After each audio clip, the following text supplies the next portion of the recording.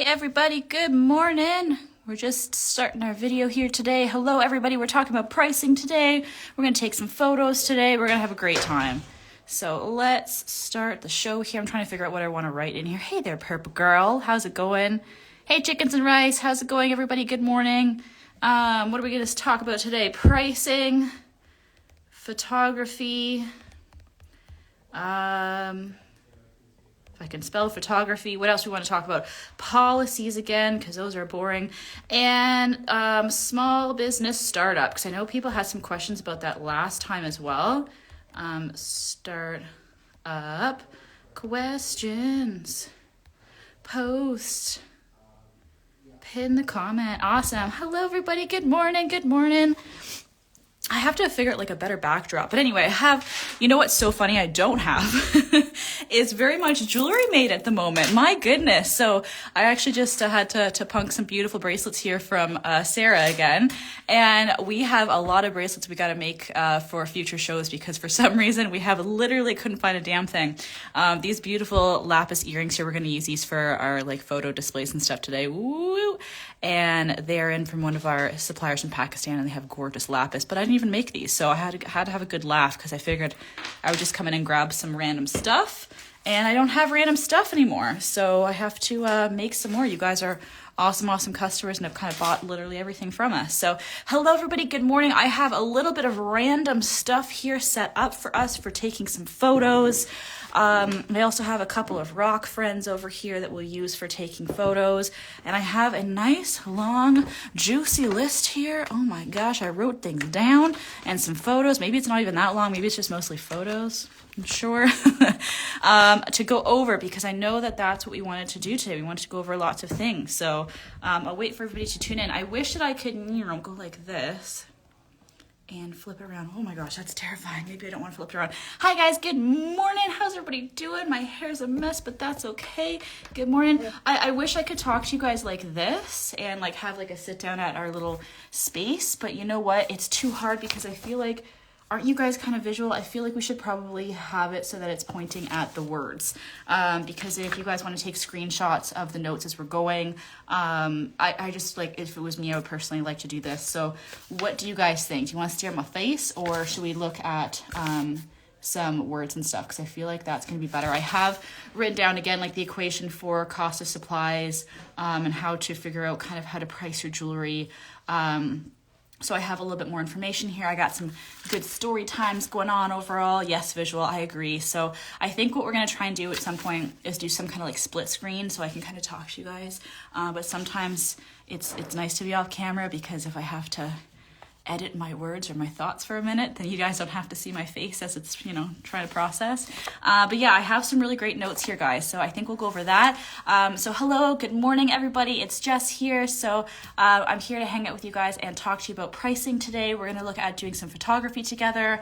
I have a couple more things written down. I had written down a little bit more about policies. I know that's the boring stuff, but that's what I'm here to talk about is the boring stuff with you guys. And I gave you guys kind of a hit list of things that you can kind of think about if you wanted to do some policies up. Hey there, Tic Tac Nanny. Good morning, everybody. Hey, Vivian, how's it going? I think I have your petrified wood hanging out over here. I did not forget about you, but I didn't put in your basket in time, so just so you know. And I have, the breakdown of how to start a small business. A little bit of a business timeline because we had somebody that had asked that question before. I don't know if I fully had written down on my thoughts for it, but we'll definitely go through that as well because I got lots of good stuff. And then I have photos here. We'll go through lots of photos. And I think what I'm gonna do right now, because I just hate when somebody's holding a piece of paper and trying to go like this, is we're gonna flip the camera around. So nice to see everybody. Good morning. And we're here, it's 11 o'clock right now. We're gonna be live until 1:30, and then at 1:30, we'll flip around and you guys will actually be able to hang out with Stephanie and go shopping. She's got a whole fun table full of goodies for you guys there. So, hey Nina, how's it going? Hey, I have a bracelet for that. Good morning. Hey, Tinky788, how's it going? Powell Studios, good morning everybody. All right, we'll flip this around and let me know. Should we just start off from the top? Should we just start off from the top and talk about pricing again and then kind of work our way into it? I feel like that's what I want to do. We can kind of get in the vibe a little bit and then we can look at doing photos. I just feel like photos, you have to be like a little bit more mentally prepared. I think we need to be a little bit more mentally prepared for some photos. What do you guys think? You're looking great. Thanks, friend. I am not, but I appreciate it. Okay, let's turn around. Okay, let's go. Flip, flip. Hello, everyone. So yeah, I do have some different things over here that we'll use, things on the phone here, fluff, to take some photos. I wanted to show you guys a couple of options. I have lights beside me here. I got goodie trays beside me over here as well. And then I have a little pile of random jewelry. There we go, right account now. Awesome. I was a DM question. Oh, thank you, Exotosh. You're awesome. Thank you, thank you. I know Casey had pointed out the question, and it was a great question. So that's awesome. I love to be able to answer your questions if I can, friends. So you're going to get in the way. Let's put you over on the side here. So I think what we're going to do is kind of talk about pricing and stuff again. I had written it out kind of one more time. I have a couple of story times we can talk about. $1 Million Dress, what? And then we can kind of keep going through this stuff. Trust me, it's not going to be as boring as it looks. Oh my gosh, it looks like I'm putting on like a little PowerPoint presentation or something, but don't worry, it's better than that because we're talking about sparkly things, right? So is that cool with everybody? We'll start off talking about some pricing. We'll talk about like some policies and stuff, and then we'll work on photography later. What is this? Oh, just nail polish. Professional. So let's start off with some pricing. What do you guys think? I have my pen over here too. So I know pricing is the hardest thing. I was going to go online actually and Google some different options of how to price different products out, because somebody else had made a comment the last show and had talked about pricing and how I had done it a slightly different way than the book they read and blah, blah, blah. I'd love to hear if you guys have any different ways of doing pricing, but at the end of the day, it's going to come down to your profit margin. That's what it's going to come down to. So I was about to Google it. I wanted to look at some other opinions. I wanted to see what other people were thinking. And I was like, you know what? I don't think I care, because it really comes down to the baseline of the money part of it is really what you have to be the most focused on. I know there's a million ways to go through how to make profit off of your jewelry, and I have some of that scribbled down here too.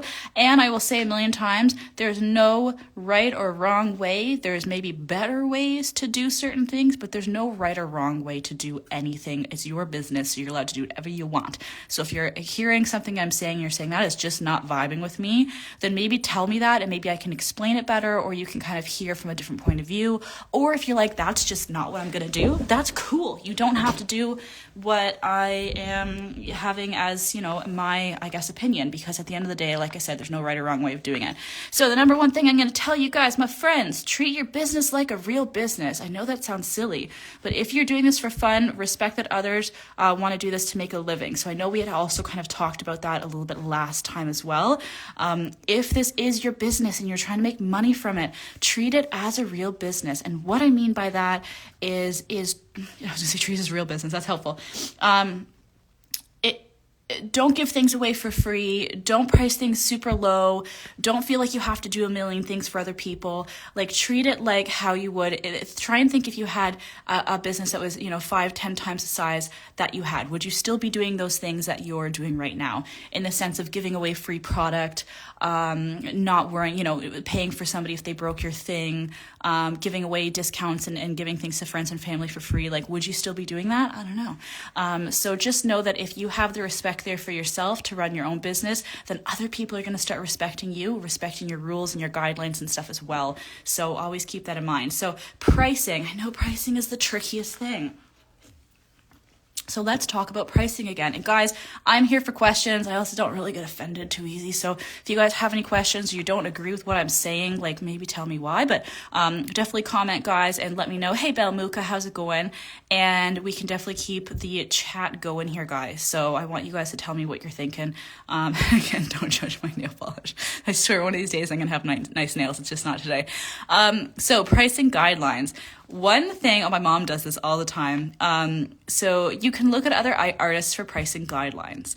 But remember, just because somebody priced something higher doesn't mean they sold it for that price. My goodness. Like my mom says this all the time. She'll say, oh, I went onto Etsy and I saw this bracelet and I'm selling it for $5 and that person wants $25. Can you believe it? And then there's always kind of an argument about the price of something. And I will say, guys, use it as guidelines. So look at, this is cat's eye glass, by the way, but look at how much a bracelet of the same quality that you have. So this is selenite here. So look at the same quality of bracelet. Definitely you can go to Etsy. You can look at other websites. You can look at other store owners, small businesses. and see how much they're charging for that bracelet. But if you're thinking, holy smokes, that's just too high or that's just too low, you're probably right. They probably just have it at a weird price point. And just because they labeled something at a high price point doesn't mean they actually sold it for that price. That means they're trying, but it doesn't mean they sold it for that price. And it doesn't mean you have to sell it for that price. So yes, we were talking about multiplying the costs by times 3. I've been roughly following this since, and I'm feeling really good about it. That's awesome. F2 SLJ. I'm so happy to hear that. Yeah, it's definitely hard to kind of start pricing things out, because sometimes you look at something and go, oh, that's a lot more than I was expecting it to be. Like I have a mala here too, and this is with a limestone here, also called artistic jasper, and I think it has a couple more names for it. This is pyrite that's in here as well, and then there's some Swarovski crystals. But yeah, there's so many different ways that you can price things, and you just really want to watch out for your profit. So don't get caught up in what others have priced their items for. Again, use that as guidelines. I'm going to give you this and you guys can screenshot this. I also think I have a blog, so I think I'm going to throw all this information up on our blog as well, so you guys can go back and take a look at it. But just use it as guidelines. So if somebody is selling, the same bracelet for $15 and somebody else is selling it for $35 and you're thinking 20 is actually what the appropriate price should be, then sell it for 20. So keep that in mind, guys. It's like the most frustrating thing to see price points of products and seeing it going all over the place. So make sure that it's something that you're comfortable with. But yeah, no problem, guys. I'll make sure to do that. And I think we had our blog linked on our website at one point. I don't think we do anymore, but I will write that down. Linky bloggy. And then I will make sure that we have our blog linked up, and you guys can definitely take a look at this at your own time, because I know it's a lot of information all at one time. So yeah, use it as guidelines. Everything should be used as guidelines 100%. You should definitely be looking at how much things actually cost you to make. That's what it's really going to come down to, that horrible profit margin word here. So cost of an item, how do we figure that out? This fun friend right here, it has different beads on it from different sources. So I might have used up 1.5 strands of these beads. I might have used up 2 packs of these, whatever I used. So figure out what the entire cost of all of the bits and pieces are. So that can be sometimes the annoying part, especially for like a long piece like this, because there's so much going on. Bead quality factored in, right? Yes, bead quality factored in, and you'll basically factor that in by the price of the products that you're buying. So don't look at it as, you spent $16 for that strand of pyrite. Divide it out per bead. And I know that sounds like a lot of work, but that's how you really want to figure out how much this piece actually cost you. You can always throw in an extra $1 for time, or an extra $1 for shipping, or $2 because, all these beads cost a lot to ship, something like that if you wanted to do that. But for the most part, you're basically looking at the base price of these products. So, and this one's going to be a lot harder to figure out compared to something like this where it's the same bead over and over again, and that'll be much easier to figure out. It's your business, so you can be as accurate as you want to be. So there is a piece of stretchy string wrapped around to make this bracelet here. I can be super, super accurate and, measure it down to the centimeter if I really wanted to do that. But a lot of times I won't. I'll just say that there's about 50 cents worth of stretchy string. So you can be as accurate as you want to be, but always go up, never go down. So if you're going to add all of your costs together,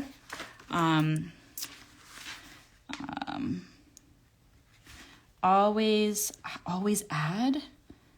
So always add and give wiggle room, because it is always going to be better to give yourself some extra wiggle room, if that says wiggle room, and bring your price up a bit. Remember, guys, you can always bring your price down. You can always give people a discount. But when you have a price starting off, down here, and then you're trying to slowly bring the price up of that product, it is so much harder to do. So try and keep your prices at a good, solid price point. You can always give people discounts. You can do coupons. You can do other things to give people a price break if you wanted to. But it's so much harder to try and bring your price up over time than it is to give somebody a discount and go down. So keep that in mind for sure. So another thing to keep in mind too is if you are buying your beads, your supplies, we'll talk about beads now. Same concept for paints or for anything else. Pretend that you're paying the regular price for those. And what I mean by that, 0.8 millimeter stretchy string we have on the way. Tic Tac Nanny. It's not in stock yet, but it's on the way. It won't be on the show this week, but hopefully next week. I'm thinking. So just to let you know there. So keep in mind though, guys, if I bought these beads for half off because the store was having a big sale or whatever it was, you actually want to price this at the regular price of what these beads were. So if these beads were $20 regular and I got them for $10, that just gives you more wiggle room. It gives you more money in your pocket. And it also means that if you had to make the piece again or something similar to that piece again, whether it be for the same person or for somebody else, then no one's going to wonder, well, why the heck is this bracelet $20 and that bracelet's $40 if it's the same beads? So it gives you more stressful points if you don't just price your products at the regular price point that you got. So regular price point means if you're getting them wholesale, great. So you guys are always getting discounts when you guys are buying from our shows. So you're always getting, cheap prices there. But if you got something on for dirt cheap, don't price it as such. Bring the price up a little bit because that's just going to help you bring more money in your pocket, which is the goal always. Believe it or not, you guys want to make money. That's the purpose.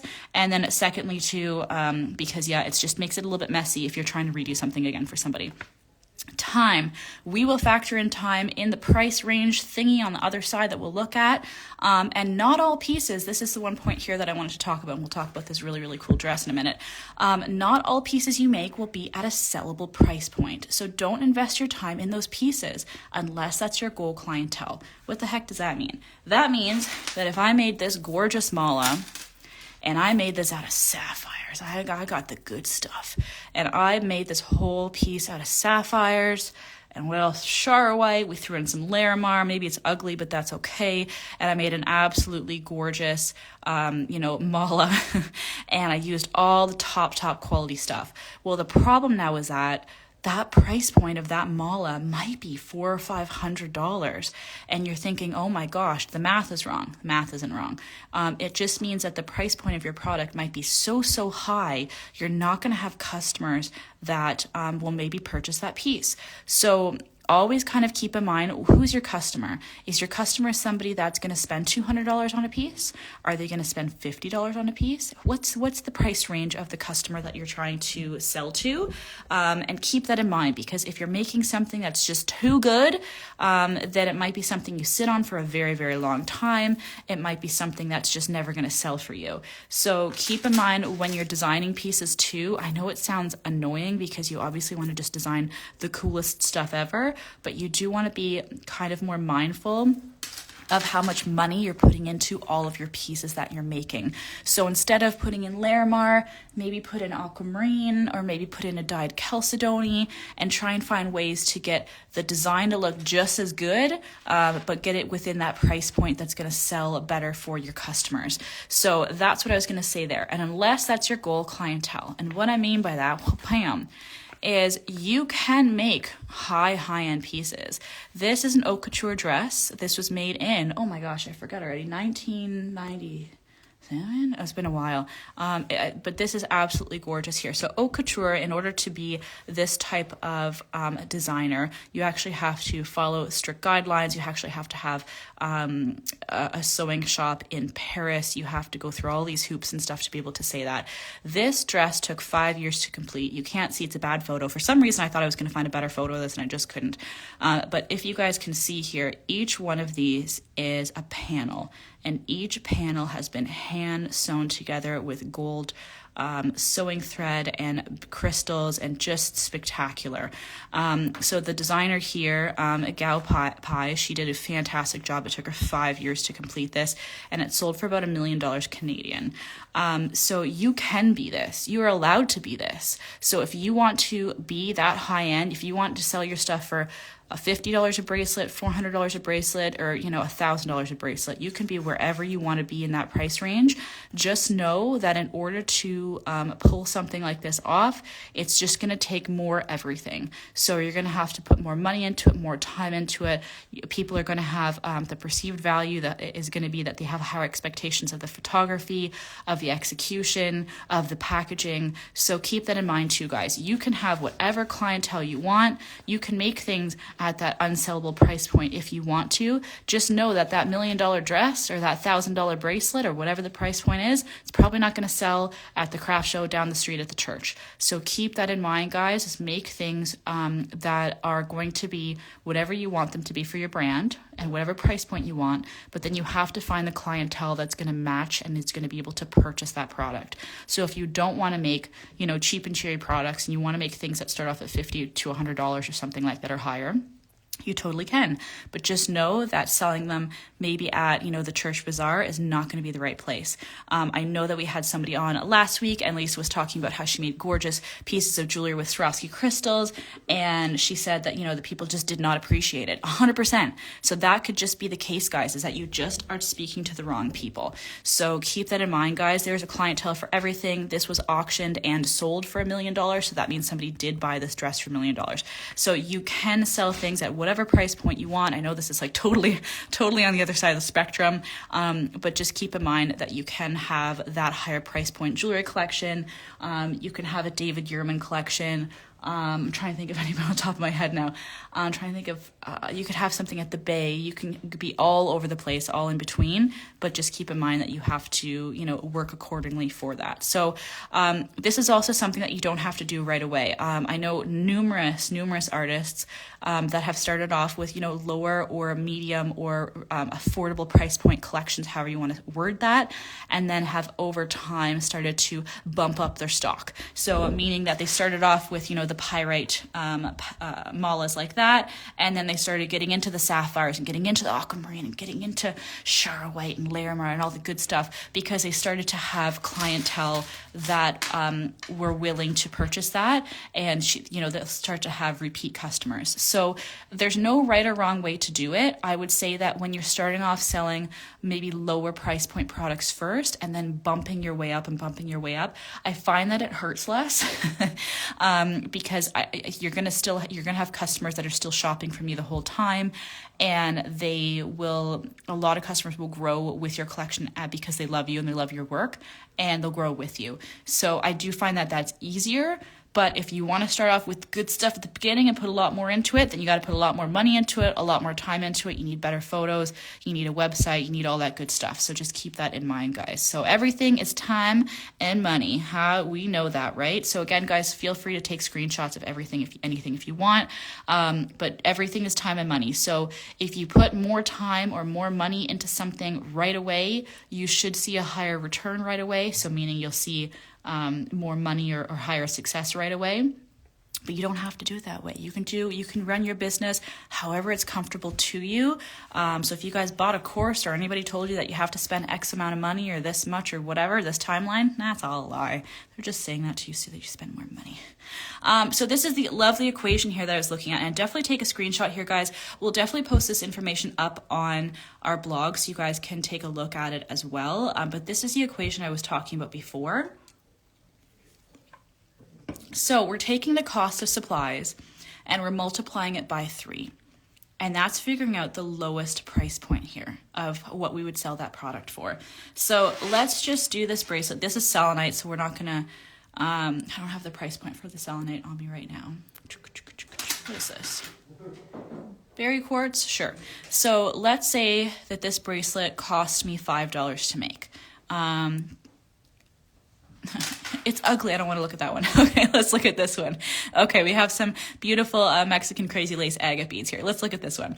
So let's say that this bracelet took me $5 to make. So I have a little bit of stretchy string in here and I have our beads going around. So how I would determine the cost, I would figure out how much that strand of beads was, and I would divide it out per bead, and I'd figure out what the total cost of the bracelet was. I'd figure out what the stretchy string cost.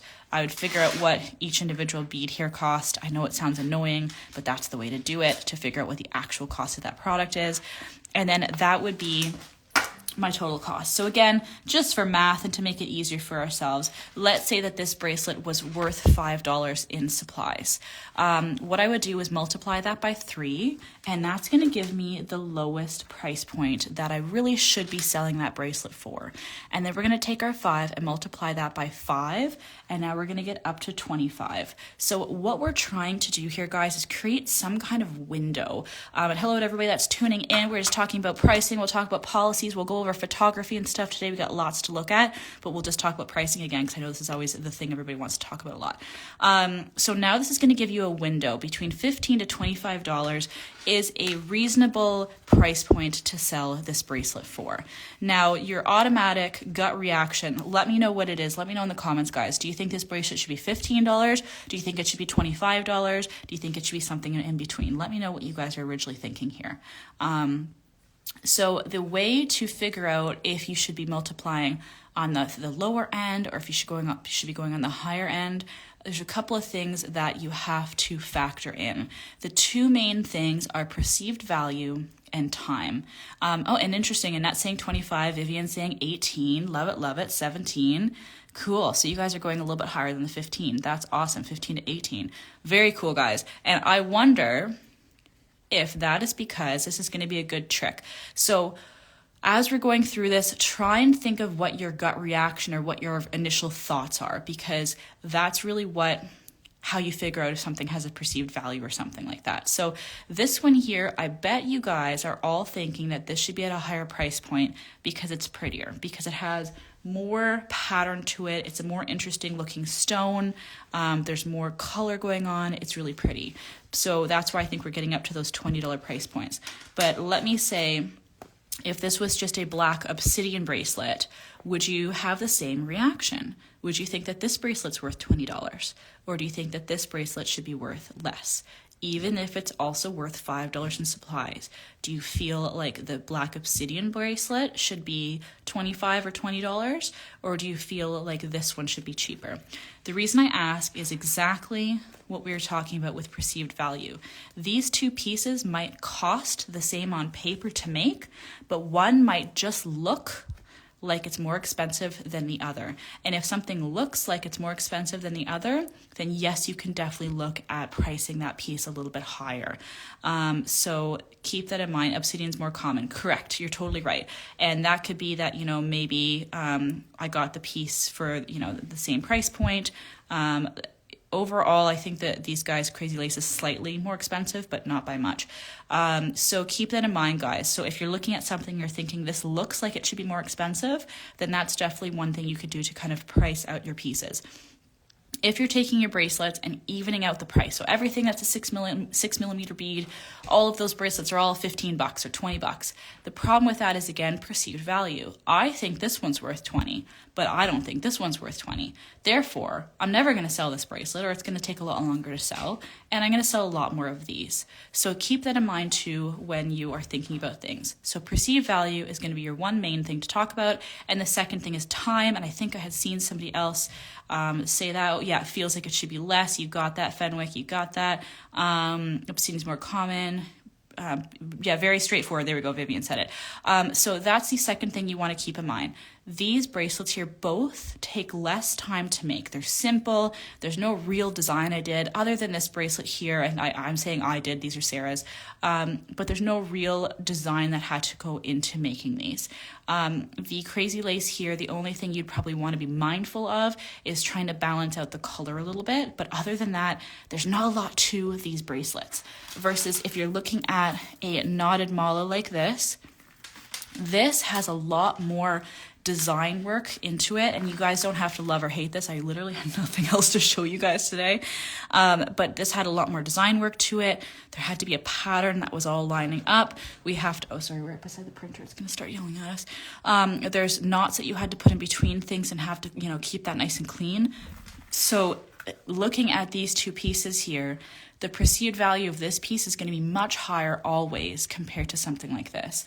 And again, I wish I had bracelets that had more stuff. I apparently have sold literally everything because you guys are awesome customers. But if I had a bracelet that had more design work to it and it had more spacers or something like that, other than the fact that this is a very, very flamboyantly bright purple color, which I think makes it a little bit more tacky. Oh, that's a good one. Perceived value. Do you guys think that this looks tackier because it's dyed compared to the stone here? It's also stone, it's magnesite. But in my opinion, I think it looks cheaper because it is the purple color compared to having something that's natural.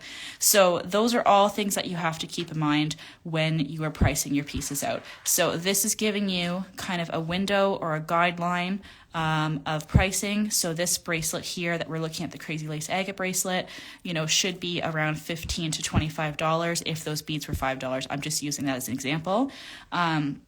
But then to figure out if it should be up here or down here, up here, then that's when we figure out, how much time went into it, how much design work went into it, and then we can kind of price things out accordingly.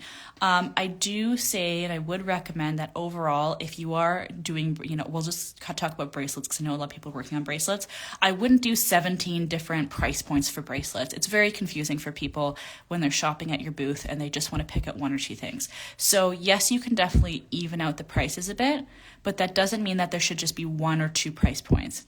Try and think of 2 or 3 or maybe 4 price points, not 5, 6, 7, 8 different price points. So if this is $16 and that's $17, that's $18, that's $19, that's too confusing for people. So you can even it out a little bit more and maybe put it at like 2 different price points. But other than that, you should still be looking at the perceived value to see if things, again, look like they're more expensive than other things. So that's definitely something that you guys have to keep in mind, when we're talking about designing a piece and figuring out the expense of it. So this mala here, I wish I did the math beforehand. I definitely can. But malas in general, they go for a higher price point. So they're going to go for, $150. Also helps in making change. Yes, that's definitely true as well. You don't have to worry about a 17 plus 1650 and a 1950 bracelet. So figuring out the cost of this friend here. Figuring out ways that you can cheapen the price point, not cheapen the design, but cheapen the price point of your pieces is always an ideal option if you are trying to reach a certain price point. So if I made this mala here and I figured out that, oh my gosh, it's going to be retailing for about $150 and that's at times 3. That's just really, really expensive for me and what I want to sell it for. Then figure out that maybe this isn't the right piece that I should be making. Maybe there's a way that I can cheapen the design by making the beads that I'm using more inexpensive, but can I make it still look just as good with more inexpensive beads? Wood beads are really awesome for that because you can use wood beads around the back of a design. You can use wood beads around the back of a bracelet here. You guys were commenting that obsidian, this is actually a jet bracelet, but for the purposes for today, we'll just pretend that it's obsidian. You guys are saying obsidian beads are definitely cheaper, yes. Same with like lava beads and stuff like that. So you can also add a little bit of more inexpensive beads onto your design and have more of the drama, more of the design on the front of the bracelet. And then that's how you can also balance out your pricing without having to compromise too much of the style. There's a lot of beautiful wood beads that would, match really, really bang on with the coloring here, and it's not going to take away from it. So that's something you can keep in mind too. If you're happy with the prices, that's fantastic. Then keep going with what you're doing. But that's something to keep in mind when you are working on pieces. So again, if you're going to use kunzite to make a cool, beautiful bracelet, then kunzite is normally a pink colored stone. It's really, really light, a light colored pink. Rose quartz would be such a great alternative for that, where you're still going to have the same vibe, but the price point is going to be like literally a fifth. So much cheaper. Where do we find your blog? John of the East Village. Hey there, John. How's it going? I will send you guys maybe a link up in stories or something, and we will post our blog back onto our website because I think we don't have it there at the moment, but I'll just kind of copy and paste this information over, and we can definitely do that later on. You guys can take a look at it. That's totally fine. So, perceived value, I know I've said it a million times, so I won't talk about it too much. But what did I want to say here? Items that look, again, more expensive. So hopefully that helped you guys when you guys are pricing out your jewelry. If I was looking at these bracelets again and thinking about the price point of them, and even if they were all pretty much the same, price to create these pieces. And again, I'm sorry that these ones are just so oogle, but I didn't have anything else to show you guys today. But figure out again what the perceived value is. What is your gut reaction? So that's what perceived value is. What is your gut reaction when you see something and go, oh, that's expensive. Oh, that's really cheap. Oh, I feel fine about that. What is your reaction to that price point? And you want customers to feel happy and good about the price, but you don't want to be pricing it so cheap that you're not making a profit. And that's going back to that math on the other side. So it's that fine line balance stuff. So if they seem like they should be more expensive to the general public and that's what they perceive it as, then yes, you should definitely bump the price up. Your profit margin will make or break your business 100%. So I used to work for a jewelry designer. We worked in Toronto for the most part. We'll call her Sugar. And Sugar was fantastic, eccentric, the most creative person I probably will ever meet in my life. We made huge collections. So I made huge collections for the shopping channel. I made collections for the Bay. We made it for lots of different stores. I was talking about McCaffrey's last week, and can I think of anyone else's name? I literally can't. We made it for a couple of vintage stores. Like we've done a lot of different jewelry before. Henry Bendel, New York, that was a really cool experience. The Royal Ontario Museum, the Royal Alberta Museum, and I feel like there was another museum in there somewhere too. But the ultimate downfall for the shopping channel was twofold for my boss. One, she didn't read contracts, and it was a nice, juicy contract. It is one of those thick contracts where you have to have a lawyer involved type of contracts because we were dealing with hundreds of thousands of dollars of products that she was making at once. So her one thing is she didn't read the contract because there was ways that she could have got more money back, but she didn't. And the second problem, and the biggest problem, and the problem for all artists that are trying to make things and also make a business is looking at the profit margin. I don't think I literally ever heard her talk about the cost of making a piece. We literally never talked about it. So whenever I made a piece for her, I basically designed and made the jewelry for her. She was kind of the creative mind behind it. And I would make different pieces and we never talked about the price. So if we made a piece and then sold it to the shopping channel, she never knew what her profit margin was. So at the end of it all, the reason why that failed for her is because she literally never did the math. She never looked at her contract and she never did the math. So you guys have to do the math. Why is it so important to do the math? Well, if you're doing this, one, because you want to have, more money in your pocket, two, because maybe you want to start this out as a business and get away from whatever the thing is that you're doing right now to make money. The only way that you're going to be able to be successful is really worrying about how much money you're making. If you're talking about, oh, I just did a show, it was great, I made $600. That's awesome. But how much money did it take you to make $600?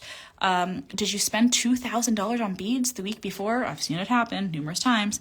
And you have to just kind of keep that in mind. So you want to make sure that there's a balance between how much money is going in and out the door and making sure that in, out, if it took like a year to look at your numbers, would you be making any money from it? Or do you just feel like you are because you're bringing money in but then bringing money back out? So I know that's a, truth bomb, but you definitely think about that part of it. Perceived value. So I'll ask you guys this, and I feel like you probably will, what the initial reaction is. If you bought a necklace from the Bay, so if I bought this exact necklace from the Bay, it had the tag on it, said Jessica Gemstone, it had a little box, it was really pretty. All right, if I bought it from the Bay, and then I also bought the exact same one in the exact same packaging at Value Village, what is your initial reaction? So let me know below. Would you think that they would be the same price or different prices? Let me know what you guys would think. Would you think that the same necklace in the same box selling at the Bay and then also reselling at the Value Village, would it be the same price point? Or would you expect that it would be sold at a different price point in Value Village compared to the Bay? Sorry guys, I'm asking you guys questions. Good morning. Different, exactly. Now the product isn't different. There's nothing wrong or different with the product. It's still in its packaging. It's still a beautiful piece. You could still take the price tag off of it, whether it's $89.99 or $4.99, and you can still give that as a gift, right? But it is perceived value because we are shopping at Value Village. So Value Village, you're just going to automatically expect that everything is what, $10 and under?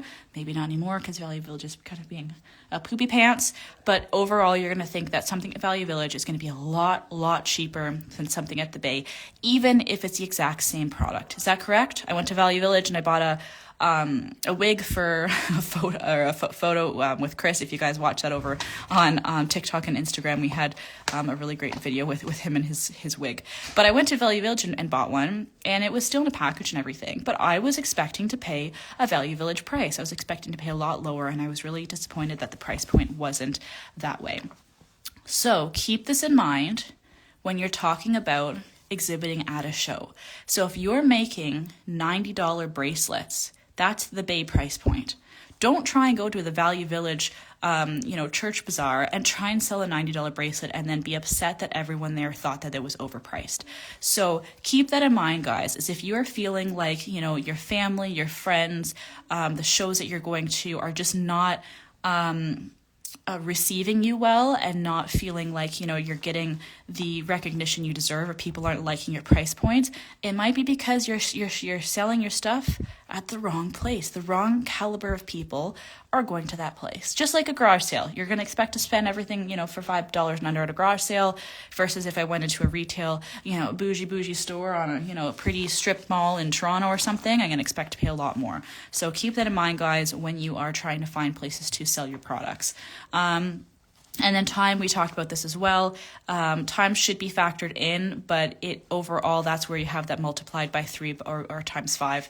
You'll have to multiply it in there as well. Paper bead necklace. This artist forever will frustrate me. Somebody I met years and years ago at an old store. She's making paper bead necklaces, and she wanted to be an artiste, and that's cool. But what really bothered me was that she was trying to sell her necklaces, I think, for $1,500 or $2,000, and it just wasn't worth that. Any shape or form, it wasn't worth that. And you guys have to keep that in mind too, that if you're spending a ton of time, researching or trying to find your supplies, coming up with your designs, maybe you should reevaluate if you're doing too much background work in order to make that bracelet. If this bracelet took me 3.5 hours to make, you can't expect that the customer is going to be charged 3.5 hours of time to be able to purchase that piece, because maybe it just took me too long. Maybe I'm just somebody that just takes a little bit too long with creating things. So you do have to keep in mind that you have to balance out, it's a lovely balance word, balance out how much time you're putting into things and how much money you're putting into things to find the right price point to sell things at. So you want your business to be successful. Again, treat it like a real business. You should stop making it 100%. That is very, very true. Discounts. So another thing to factor in, especially when you are doing your business, you guys are going to run into so many people, mostly your friends and family. I feel like I'm bashing them, but don't worry, your friends and family, we appreciate them so much. That's usually how businesses get started, and we love friends and family for that. But the flip side is also friends and family are always going to be the ones that kind of take advantage the most with wanting discounts or expecting to have things on sale. So factor in, write down, plan ahead, figure out what discounts that you are willing to give to friends and family so that you don't get, stopped and all of a sudden somebody says, oh, give this to me for, $10. And you're thinking, oh my gosh, it was $35. I can't give it to you for that price. Figure out what the price, figure out what kind of discount you want to be at. Again, when you have kind of your window of pricing, it makes it so much easier because you can confidently figure out what kind of price point you want to charge for something, or you can confidently figure out what kind of discount you want to give and know how much you're still making from it. So math can be frustrating, can be scary sometimes, but ultimately it's going to be your friend and it's going to help you out a lot. So factor in discounts ahead of time because somebody's going to ask you for a discount, and then you know what, you're just more comfortable with being able to tell somebody what kind of discount you can give them. I think that's just so much better. Everyone is your friend or family once they want something from you. Raise your hand if you've had that experience before because I'm sure you have. where you make something and somebody just expects that, since, you're just doing it from home and just doing it on the side, you can give them, it for, half price or whatever the price is. I find that always happens. What stretchy string do you use for your bracelets? Most of the time, 0.8 millimeters is what I would normally use for bracelets. So if you're getting into 6 millimeter bracelets, sometimes I will move down to 0.6 millimeters. It'll depend on the hole size. So sometimes it's better to start out with the 0.8 millimeters. And then if you need to go less, then go less at that point. But I'd always say start a little bit thicker and then work your way down. How many times do you needle the thread through? So once. That's really it too. You really just need to have one strong piece of stretchy string, and that will be it. Soccer Mom, yes, I'll be posting these up onto a blog. We have a blog going, and we'll post that up on our website, so you guys can definitely watch this, because I know it's a lot of reading and chatting all at the same time here. But I'll have that up for you guys. So story time, the stupid key charm. I have a friend, had a friend. She's not a friend anymore. She's just an interesting person. You have nothing better to do. Yeah, exactly. And she is one of the cheapest people I've ever known. She's just a cheap person.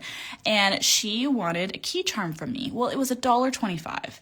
And she was trying to tell me that I should give it to her for free so she can use it and then bring it back afterwards. And this is among a million other stories and a million other times when this has happened between me and this friend. And she just always would try, and she was a very good negotiator, and she would always try and explain to me that, it was good for me, and she'll tell other people about me and everything will be fine. And it was always super frustrating for me, especially in this circumstance. And I'll always remember this darn key charm because, again, it was like $1.25. And it was so, so frustrating. I think at the end of the day, I don't even remember what happened. I don't even know if she paid for it or not. But keep that in mind, guys, is that get ready for that silly negotiation. Get ready for somebody to ask for something for cheap. Your mom's friend from work is going to come over to your show and say, hey, I have a wedding on the weekend. There's like 400 people there. I'm just going to borrow this necklace from you. And I'll tell everybody where I got it from, but I'm just going to borrow it. So be prepared. Have your list down. Have your policies and information down so you know how to answer those silly questions or those weird work for exposure, exactly, Camilla, situations where people want to try and just have it for free. If you have this stuff written down, it doesn't even have to be available for customers, but have it written down for yourself, then it's just so much easier to confidently say, sorry, I don't do that. My policy says I do this and this, but I'm not going to do that for you. That's okay. You're allowed to say no. Say no, friends. It's all good. All right, my nose is stiffly. So, things to include. Does anybody want to talk about policies? Because I have stuff. When? I have stuff written down about policies. So let me know if you guys want to talk about it. So she ended the friendship for $1.25. You know what, Joe? She ended the friendship because she was just a rude person in general. It ended probably a year or two after that point, but she was just a very rude person. Not somebody I really want to be friends with. So no, not just for that one, but for many reasons like that, actually. She was not the best person. So policies, I was trying to write down a couple of things to include here. So I just have a couple of things. I'll go through them quickly and then we'll go on to, I have photography. I have a breakdown of how to start a small business. We have a little bit of everything. Policies. My goodness. If I ever thought that I was going to be sitting here doing a live show talking about policies, you would be, I would never have thought that would have happened. This is not my forte at all, guys. And that's okay. And know what your weaknesses are and get help with them. Get people to help you with things.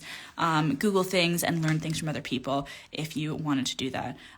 She left. We don't need people like that. No, 100% shy. She just wasn't somebody that I really wanted to keep around for much longer. So when you're looking at policies, this is, again, you will have so many countless scenarios that'll happen. You're going to think, oh, I didn't think that was going to happen.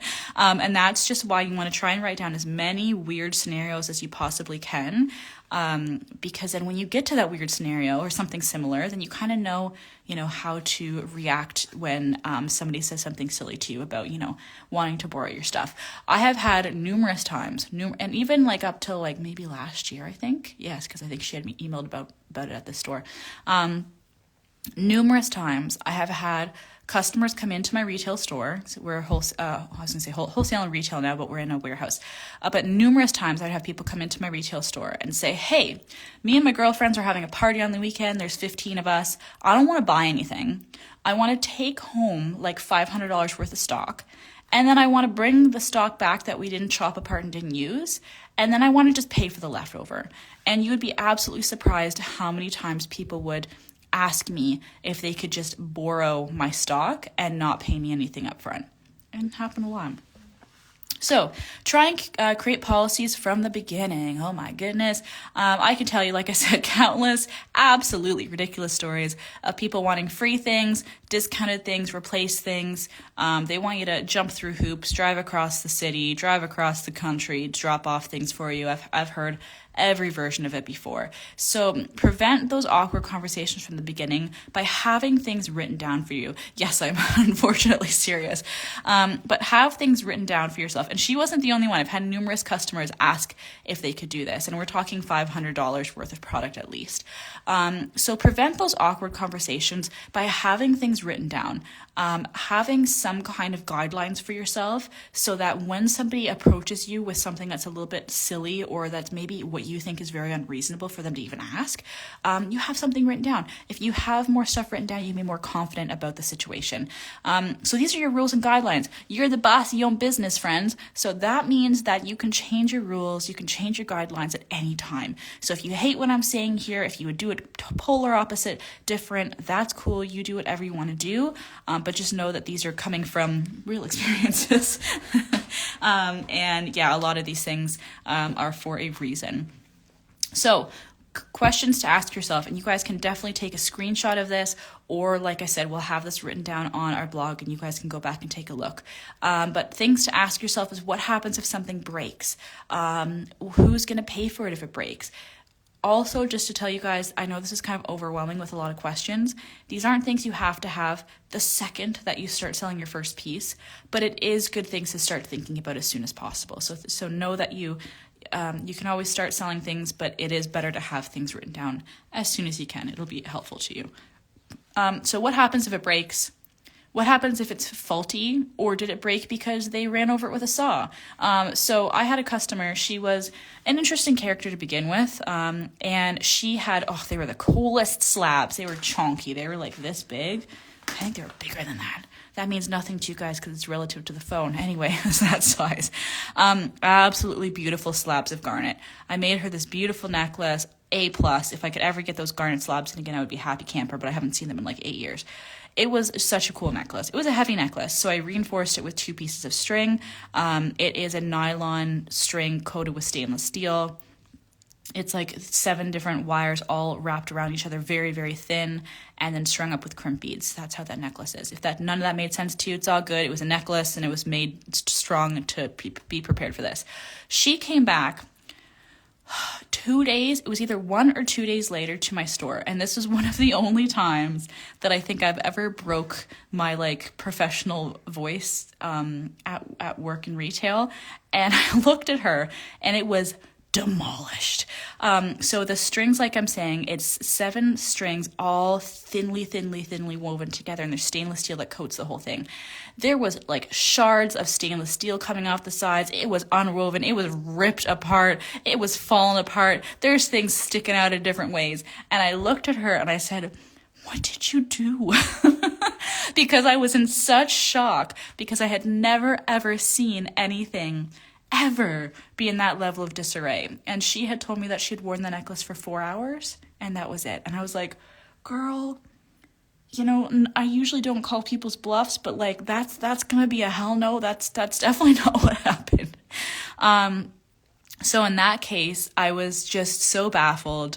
I told her no. I was like, I'm sorry, I can charge you to remake the necklace again. But like, girl, you ran over this with a car. I don't know what you did with this, but like this is not from putting it around your neck for 4 hours. I've never seen anything more demolished in my entire life. Hilarious. I should have taken a photo of it, but It was horrendous. So in that circumstance, we left the situation with her being, I think, frustrated, actually pretty pissed off. I'm sure that she paid for it again because I think I had redone it again. But I had charged her for it because that was a case where she had ruined it, royally ruined it. This isn't something where it just kind of fell apart on my fault, royally ruined it. So I was like, I am not going to do it. Her dog ate it. If her dog ate it, he would have literally had stainless steel stabbing his mouth. So like, I literally can't even tell you what she did, little plant nook. It was strange. So definitely think about like, if something is broken, is it faulty because you can see that it's just normal wear and tear, or was it ran over with a saw? So it's either one or the other, and then decide if, you know, you're going to be treating those two situations in a different way, which I definitely would. One, I would pay for it. The other way, I wouldn't pay for it. Lost in the mail, who pays, tracking or not. Keep in mind, guys, if you get tracking on a product, you can see if it shows up to the door. I've had it happen even as recent as last year, where we'd have people that would lie to us and say that they didn't receive their products. It said it was delivered and they lied, and we gave them a refund. That's a very, very annoying, frustrating situation. That's a gray area. It is your choice. If you feel like it's going to hurt your customer or hurt your reputation, or there's going to be just something more with that, if you're dealing with somebody who's just not a good, person to deal with, sometimes you can change your rules depending on the situation.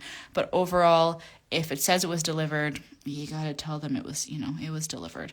If it's lost in the mail, who pays for it? So these are all questions that are up to you. If you guys want more breakdown of like how to answer them, we can always talk about that, or maybe I can write that down in the blog too, but that's totally a personal preference.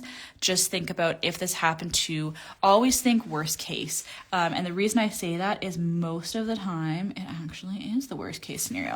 So if it was your absolutely favoriteest necklace that you made and it got lost in the mail and it's not replicatable, if that's the word, you can't replicate it. Who's going to pay for it? What's going to happen to that? So keep that in mind. So want to return because they don't like it. What's the condition it has to be returned in? How long can they have the piece before they can return it? And what happens if it comes damaged? Lots and lots of questions there. At the shopping channel, they had a really, really juicy return policy. So a lot of women would buy jewelry, wear it to their event, and then return it, and they get a full refund, and then we would lose our money on our side, or our sale on that side. It sucked. It was a really bad scenario. And I know this for a fact because a necklace would come back and they smelled like perfume and they had hair ran through the necklaces, so you knew that they were wearing it for an event. Speaking of delivering, was learning to ship internationally hard, working towards creating a shop, but I'm anxious about it. Yes, you can always ship international. Shipping international is going to just be a really, really higher price point and all over the place for prices. And keep in mind too, it's going to take a lot longer and stuff like that. So you can look at shipping things internationally. That's totally your choice. But a lot more time and a lot more money is going to go into that. And when you get into Christmasville, which is what we're in right now, people don't have the patience. So I would definitely recommend thinking hard about how you want to deliver things during Christmas season if you're trying to do international for the first time, because you get some angry people. Want to return because I don't like it. What condition should it be returned in? All that fun stuff. So custom orders. Raise your hand. Do you make custom pieces? Who is here that makes custom stuff for people? I know a lot of people end up getting into the custom world because you are making beautiful jewelry and somebody says, I love this, but I want it in blue instead. And then you say, okay, no problem, because you want the sale. Customs can be the most annoying things on the planet to deal with, and the bestest, because sometimes you have really, really great customers, you make really great pieces, and it's worth your time and your money to do it. So keep that in mind if you are doing custom work. I have a couple things we can talk about here, but I know that also raise your hand if custom work frustrates you, because I know that it is something that's definitely frustrating. This goes back to policies, writing up policies, figuring out how long you're going to take to do things, and then having a couple questions for yourself. So how many times are you going to redo a piece? I had a customer, I stopped working for my boss in Toronto. She moved to Texas. I opened my store. Yes, I think I opened my store already. And I was working with this yoga instructor. I'll have to find her because she's actually quite famous yoga instructor. Older lady, and she had amber beads from all over the world. She loved collecting amber and like juicy, chunky stuff. Like I made all the gaudy good stuff. That's what I used to make. Chunky and dramatic. And holy smokes, the most one of the most. There's another person that trumps her.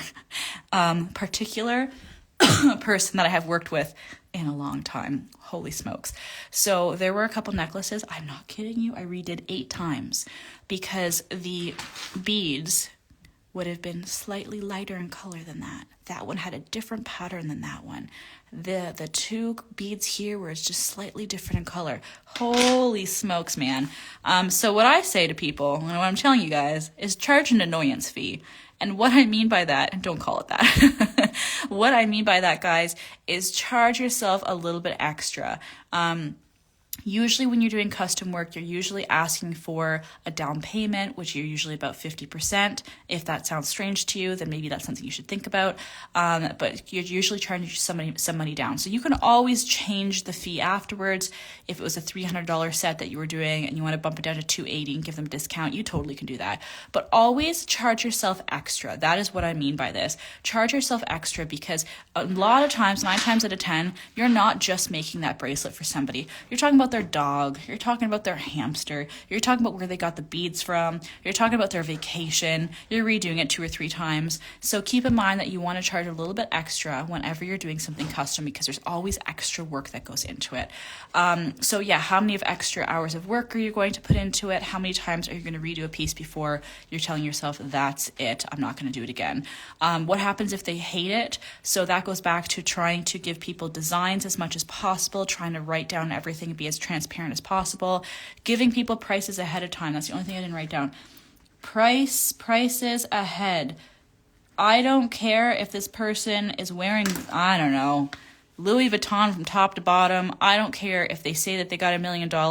Discuss the price. And I can tell you this from a cajillion times over, that if you do not say this price will be X amount of dollars, at the end of it, they're always going to act shocked and expect it to be cheaper. It doesn't matter if it was $20 or $500. So always talk about the price ahead of time and always agree on it. And again, guys, remember, you can always go down, you can't go up. So if you say that this set's going to cost $300 and you end up that you're going to make it for $250, fan-friggin-tastic, everybody's happy.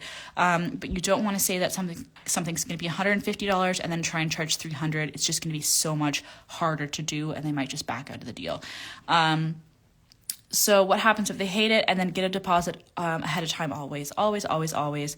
So friends and family too, get a deposit again. Friends and family are your biggest support. And like I'm saying, sometimes that also comes with a lot of big problems. So I would say ask when the date of the event is. That's what I want to talk about too.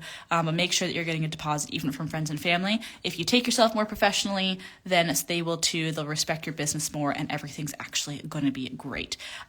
So one big thing that I always had issues with too is ask when the date of the event is. The event. Circle this and screenshot this a million times. Not when they want it for. I can tell you a bazillion times when people would come in and say, I need this for Friday, I need this for Friday, I need this for Friday, my world's going to end, I need it for Friday.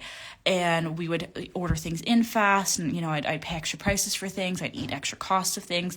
And the wedding or the event wasn't for 3 bloody months. They just wanted it because they wanted to try it on with their dress, or they just wanted it. So always ask, because you're going to find that the date that they want it for and the date that the event is for can actually be 2 drastically different time frames. Why does that matter?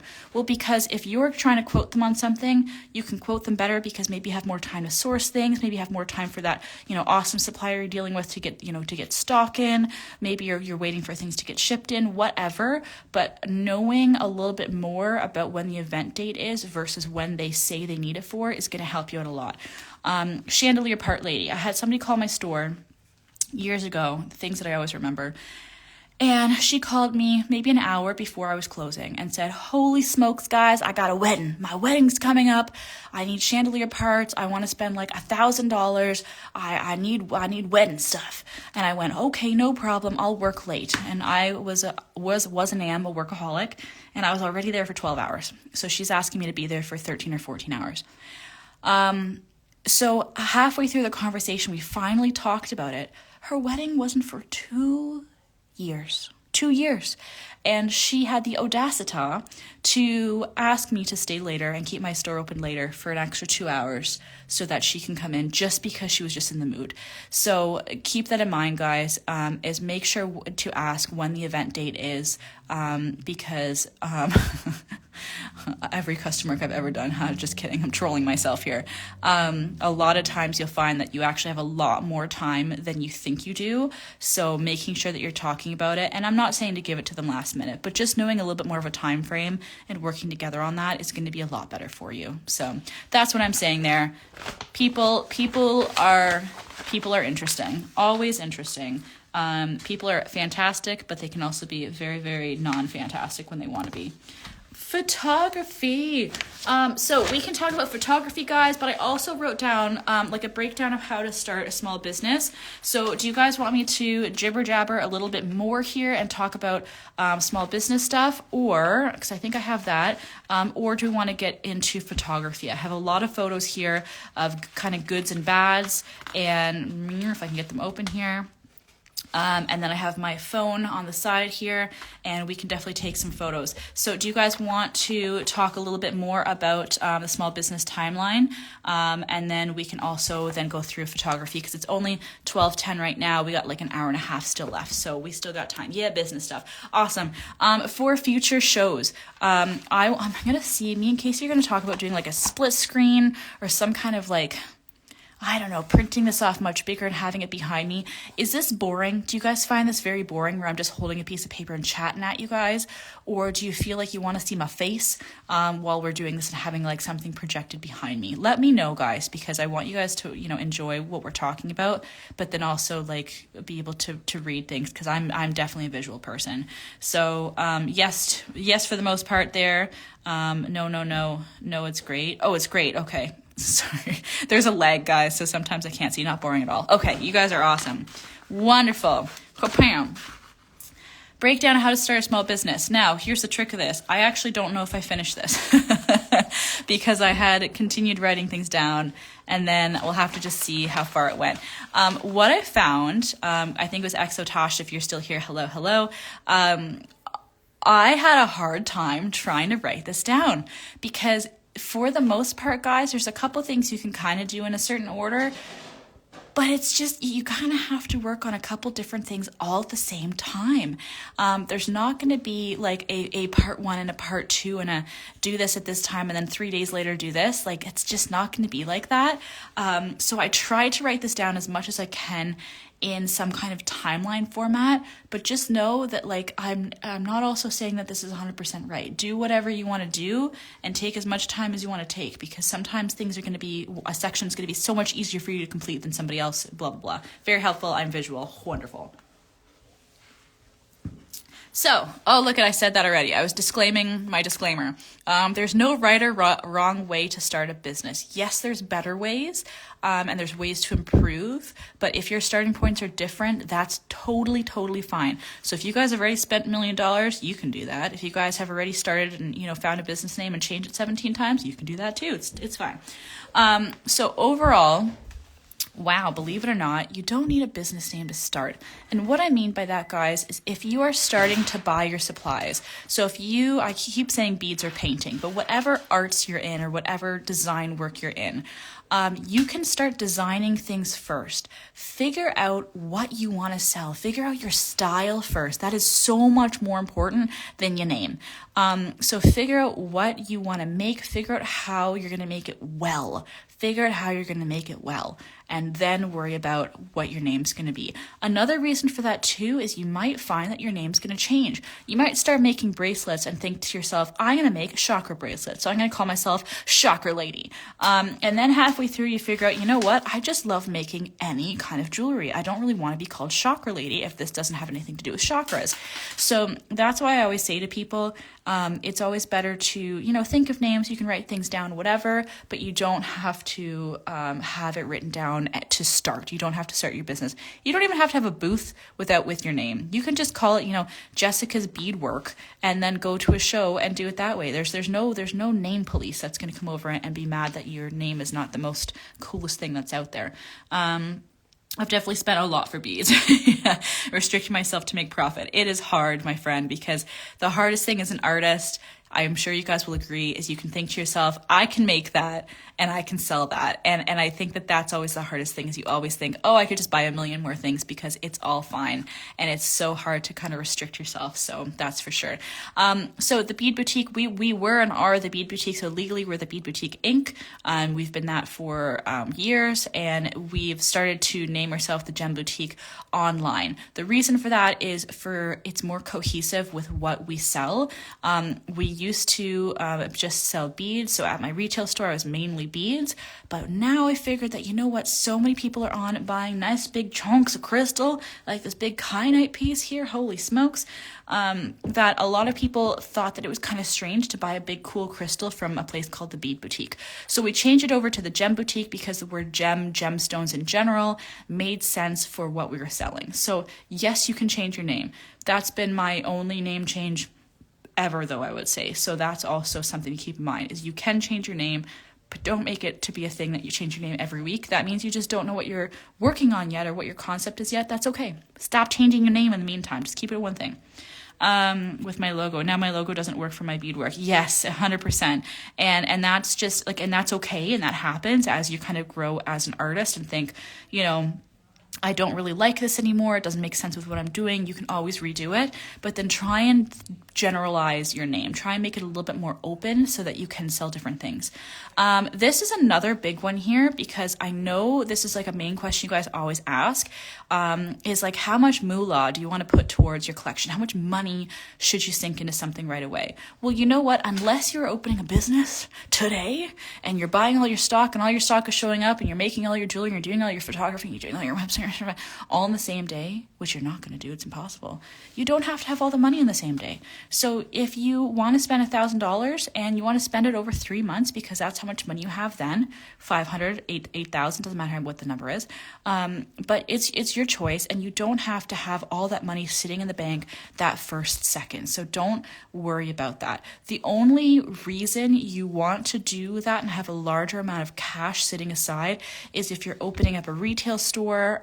So you want to start dishing out chunks of cash. You need to do it quickly because you have more of a timeline, like your opening date. Or if you're trying to do like a high-end show, like the one-of-a-kind show in Toronto, and again, you're trying to dish out a lot of money quickly so that you can make a lot of product, whatever, then that's the only times when you would need maybe a larger chunk of cash available to you at one point. But for the most part, you can grow as you grow. So you do not have to worry about putting all of your money into it in 5 seconds. I've used my name for 3 years, but now I'm selling jewelry, selling crystals with my jewelry. Do you think I need to change my name? It is totally up to you, but I have a bracelet for that. I would say for the most part, a shorter name is going to be easier for people to remember. So I would say that might be a good idea, or maybe trying to find a way to say like bracelet and gems, check bracelets and crystals, and also, do you only sell bracelets? Because whenever I'm reading that name, I'm going to think you only sell bracelets. So you're totally right. Similar concept to our store, where you're thinking that we only sell beads, you only sell bracelets. So could be something you can change, but then think about it. Don't worry about it in the next 5 minutes, and don't feel like you have to change it tomorrow. So find something that you really, really are happy with, and then change it then. How do you find gemstones? Ask Google. That's literally it. There's a lot of gemstones in Toronto that you can check out, and sometimes they're worth it. Sometimes they're going to be more expensive. So I would say you could definitely check out Google and see what other shows are going on, and also check out Instagram, because there's so many people that sell awesome things on Instagram and online for sure. So buy small amounts at first while you're figuring things out. So if you guys spent more, that's cool. I get it. We're all slightly addicted. That's totally fine. But I'm just trying to give you guys general rules here, or general guidelines.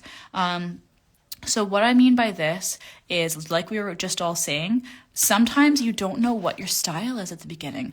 So if you were like, oh my gosh, those beads are so cool and they were only $5, I'm going to buy 75 million strands. The problem with that is when you get them, you might think, oh, you know what? I don't like them anymore. That's not my vibe anymore. I love all these neutral tones more. So I'm always telling people to try and buy in smaller amounts and figure it out as you go along. When you're starting to really know your style, if that's right away or in months from now, that's again up to you. But once you figure out your style, once you figure out what you really love to make, then yes, that's when you can start, buying things more in bulk and buying more items and stuff. But I'm always going to recommend to people kind of go a little bit smaller first, and then you can work your way up. So don't open a business selling the first thing you made. Oh my gosh. Okay, so I have story time. My jewelry cut. The audacity. I have a lot of story times that have a lot of audacity in them. So this one here, this might sound controversial. Let me explain, my friends. So don't open a business selling the first items you made. What I mean by that, guys, is work on your craft, improve your quality, and then selling the pieces when you're happy with them. So that might be your first piece you make, but most of the time it's not.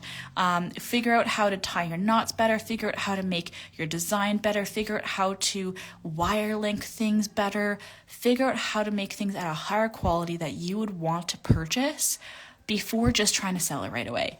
The amount of customers that would take a jewelry class from me, one jewelry class, so like 3 hours, and I'm not kidding, they're saying it jokingly, but they actually mean it, and actually a lot of people would say it and they actually like legit meant it. They'd say, well, how much is this piece? How much would you buy this piece for your store? I think I'm going to start making jewelry for you. And they would tell me that they're going to start making jewelry for my store. And this happened to me countless times. And I would always smirk at them and say, like, friends, you just learned from me about 3 hours ago how to make jewelry. You're not good enough yet. You're not there yet. So just because you learned how to make your first piece, you have to put a little bit of more time and effort into making your quality good, improving your work that you're doing. And I'm not trying to mean that in an offensive way at all. I'm trying to say that you just want to make sure that things are at a sellable quality. So if you are a killer and you got something and it's beautiful, the first shot that you did, that's totally fine. But if you are somebody like this person here, their jewelry was falling apart in her hands, and her links were not linked closed, and I had told her over and over again, please stop trying to sell this stuff. You have to work on your quality. You have to work on how to make things better and make things at a better quality before trying to sell them all. It's time. You have to put time into running any type of business or learning any type of craft. So you have to put a little bit of time into it. I learned that the hard way. I made about 50 bracelets with cheap string. Oh yeah, that happens. And started to know that the string was cheap. I had to restring all of them with better string. Oh yes, that definitely happens, Exotash, where sometimes you will make things and then figure out, oh my gosh, that was really, poorly done, or I didn't realize that product was so bad. So yeah, you definitely want to, again, going back to trying to make things wherever I said in smaller lots. Try and make them in smaller lots, and trying to, try things out first and figure out what you thought about the piece and test it on other people. Jennifer Harsh, you got it. I picked 5 friends that are testing out my bracelets right now. My husband is doing a test for me. 100%. I used to do that too. My mom has such acidic skin. I do not. So I can wear a bracelet. This is a bad example. There's no metal on it, but I can wear a metal bracelet for literally months or years, and I would not tarnish or change color to a darn thing. My mom can wear something for 2 hours and she can change it because she has different level of acidity to her skin. So it was always good to test things out to see what you thought about things and see if you like the quality of it. So yeah, 100%. That's a great idea, is if you have some friends to try it out on, or even yourself, then wear a couple of styles first, see if you like it. If this was your first time knotting a mala and gluing the end wherever the end is, wear it a couple of times and figure out, like, okay, did I do it the right way? Should I knot it one more time? Is it holding up okay? So I fling it on the table. So yeah, that's definitely something to work on, 100%. Will you do one on reselling? Annette, do you mean for reselling like crystals and stuff like that? Or do you mean for like jewelry? Let me know what you mean there, Annette. Story time. Yeah, jewelry class. Offensive. Deciding what items you want to make. So again, jewelry paintings, stuff like that, research. Okay, so I think this is what I had started with my little hit list here. Yes, test it out. And wash hands, fold laundry, 100%. And also on that note, Purely Blissful Mama, You can 100% have pieces that are not able to go in water or able to go into soap. Some crystals are not allowed or shouldn't be in the sun because, again, the sun, after a while, the rays will attack the color and it'll pull out the color. Amethyst can be one of them. And also certain things like this wire here, or this knotting cord. If I had this in chlorine water over and over and over again, 100% it's going to fall apart. Just like your bathing suit, just like your hair is getting dried out. It's the same kind of concept. You're just putting it towards, whatever you're making here. So you can also have care instructions. It can be literally written out on a piece of paper. It doesn't have to be anything fancy. But you can have care instructions for the pieces that you're making as well. And you can tell customers that they can't wear it 100% of the time in all different types of atmosphere. Like they can't wear it in all different types of water and soap and environments. That's the word I'm trying to look for. And that's okay. That's normal. That's okay. Even if you're buying high-end gold jewelry, high-end sterling silver jewelry, white gold, everything has care instructions. So one thing I would definitely say to guys is get away from thinking that your $20 bracelet needs to hold up better than a $8,000 gold bracelet. It doesn't. So things are allowed to break. Things can break. That's okay. And things do not have to hold up to rust and tarnish. You do not have to make things at 100% because you just can't. And that's okay. So give people care instructions and let them know, and that's okay. So I think this is kind of my order of operations here, down here, and I have it going over to the back side too. I think there's just two on the side. So I just have written down a couple of things to do in like kind of the order. So first thing to kind of look at, and again, this is like really starting off fresh. So if you have no idea what you're working on yet, you haven't made anything yet, this is kind of my like list of things to do in what order. But again, I'm sure I've missed quite a few things and there's a lot more that you can continue to do. So first thing is figure out what you want to make. So if you've already done that, awesome. But this is great. As always, you're informative. Thank you very much. I'm attempting to. Hopefully you guys are enjoying yourself today. So decide what types of items you want to make. Are you making earrings? Are you making paintings? Are you making coffee mugs? Figure out what it is that you want to make. This can change, anything can change, but try and figure out what the kind of concept is. Research if this is a viable business. What I mean by that is try and figure out a couple of questions to ask yourself to see if this is something that is going to sell well, something that you're going to sit on for a long time, meaning it's like seasonal, like you're just making Christmas Santa Claus decorations and you're only going to sell them for 4 months out of the year. Is this something where I have to buy so much stock in order to make it? Like if you were doing mixed media painting and you have to buy all the different bits and pieces in order to make that happen. Figure out how much money it's going to take you to do it. Figure out if this is going to be something that people want. And what I mean by that, so see if it's a popular item or a category. People love coffee mugs with sayings on them. People love wearing jewelry. It's always a great gift. I'm trying to think of some. Oh, I'm looking outside here. Mailboxes. Just because I'm looking outside on my mailbox, trying to think of something that's not going to offend too many people. But mailboxes. That's going to be something that if I was going to create custom mailboxes, that would be so much harder and a slower sell than something that people daily and a majority of people would want to purchase, like a pair of earrings or a bracelet, something like that. So figure out if it's a popular category, if it's a popular item. Figure out what the average price points of these items and what they're selling for. Can you make any money from it? Like, are people buying bracelets? What price points can you sell them for? Are you actually going to make any money from this? Or is it just going to be a labor of love? Can I easily find supplies to create these items? This is the annoying part because sometimes you see some gorgeous jewelry or gorgeous design work online. You think, I can make that. And you probably can, but to find all of the supplies for it, me and my brother-in-law got heavily into resin a couple years ago, and we had such a trouble trying to find good resin. The stuff at Michael's I do not recommend. It's so stinky. It is ridiculous. But we had such a hard time trying to find it that I ended up just kind of dropping it because it was just too tricky to find. So that's something to think about too. Will there be enough profit? So again, the times 2.5, that is if you're selling things in high volume or if you're selling something that's at a high price point, so hundreds of dollars. Other than that, you still want to be kind of that ×3 to ×5 markup. So that's what the 2.5 times is there for. But figure out, are you going to make enough profit from it? If you're just doubling your money, you're not making profit. Oh my God, did I say that out loud? Yes. For the most part, if you are buying a product and then selling it for double, you're not making any money. If you want me to explain that more, I can, but you're not making any money, I'm sorry. Will this item take too much of my time to make? Labor of love. Quilts are absolutely gorgeous, but in order to price a quilt out for the amount of, 60 hours that you're putting into a quilt, maybe that's just too much time to put into a piece, and it's going to take too much effort to try and resell that piece at that price point. So these are all questions to ask yourselves, guys, when you're kind of starting out thinking about running a business.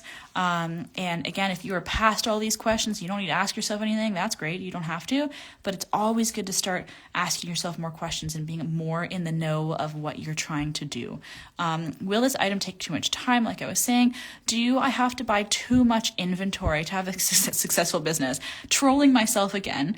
The bead store. It was fantastic. I love my bead store. I have nothing wrong with my bead store, except for the fact that I had to buy yellow.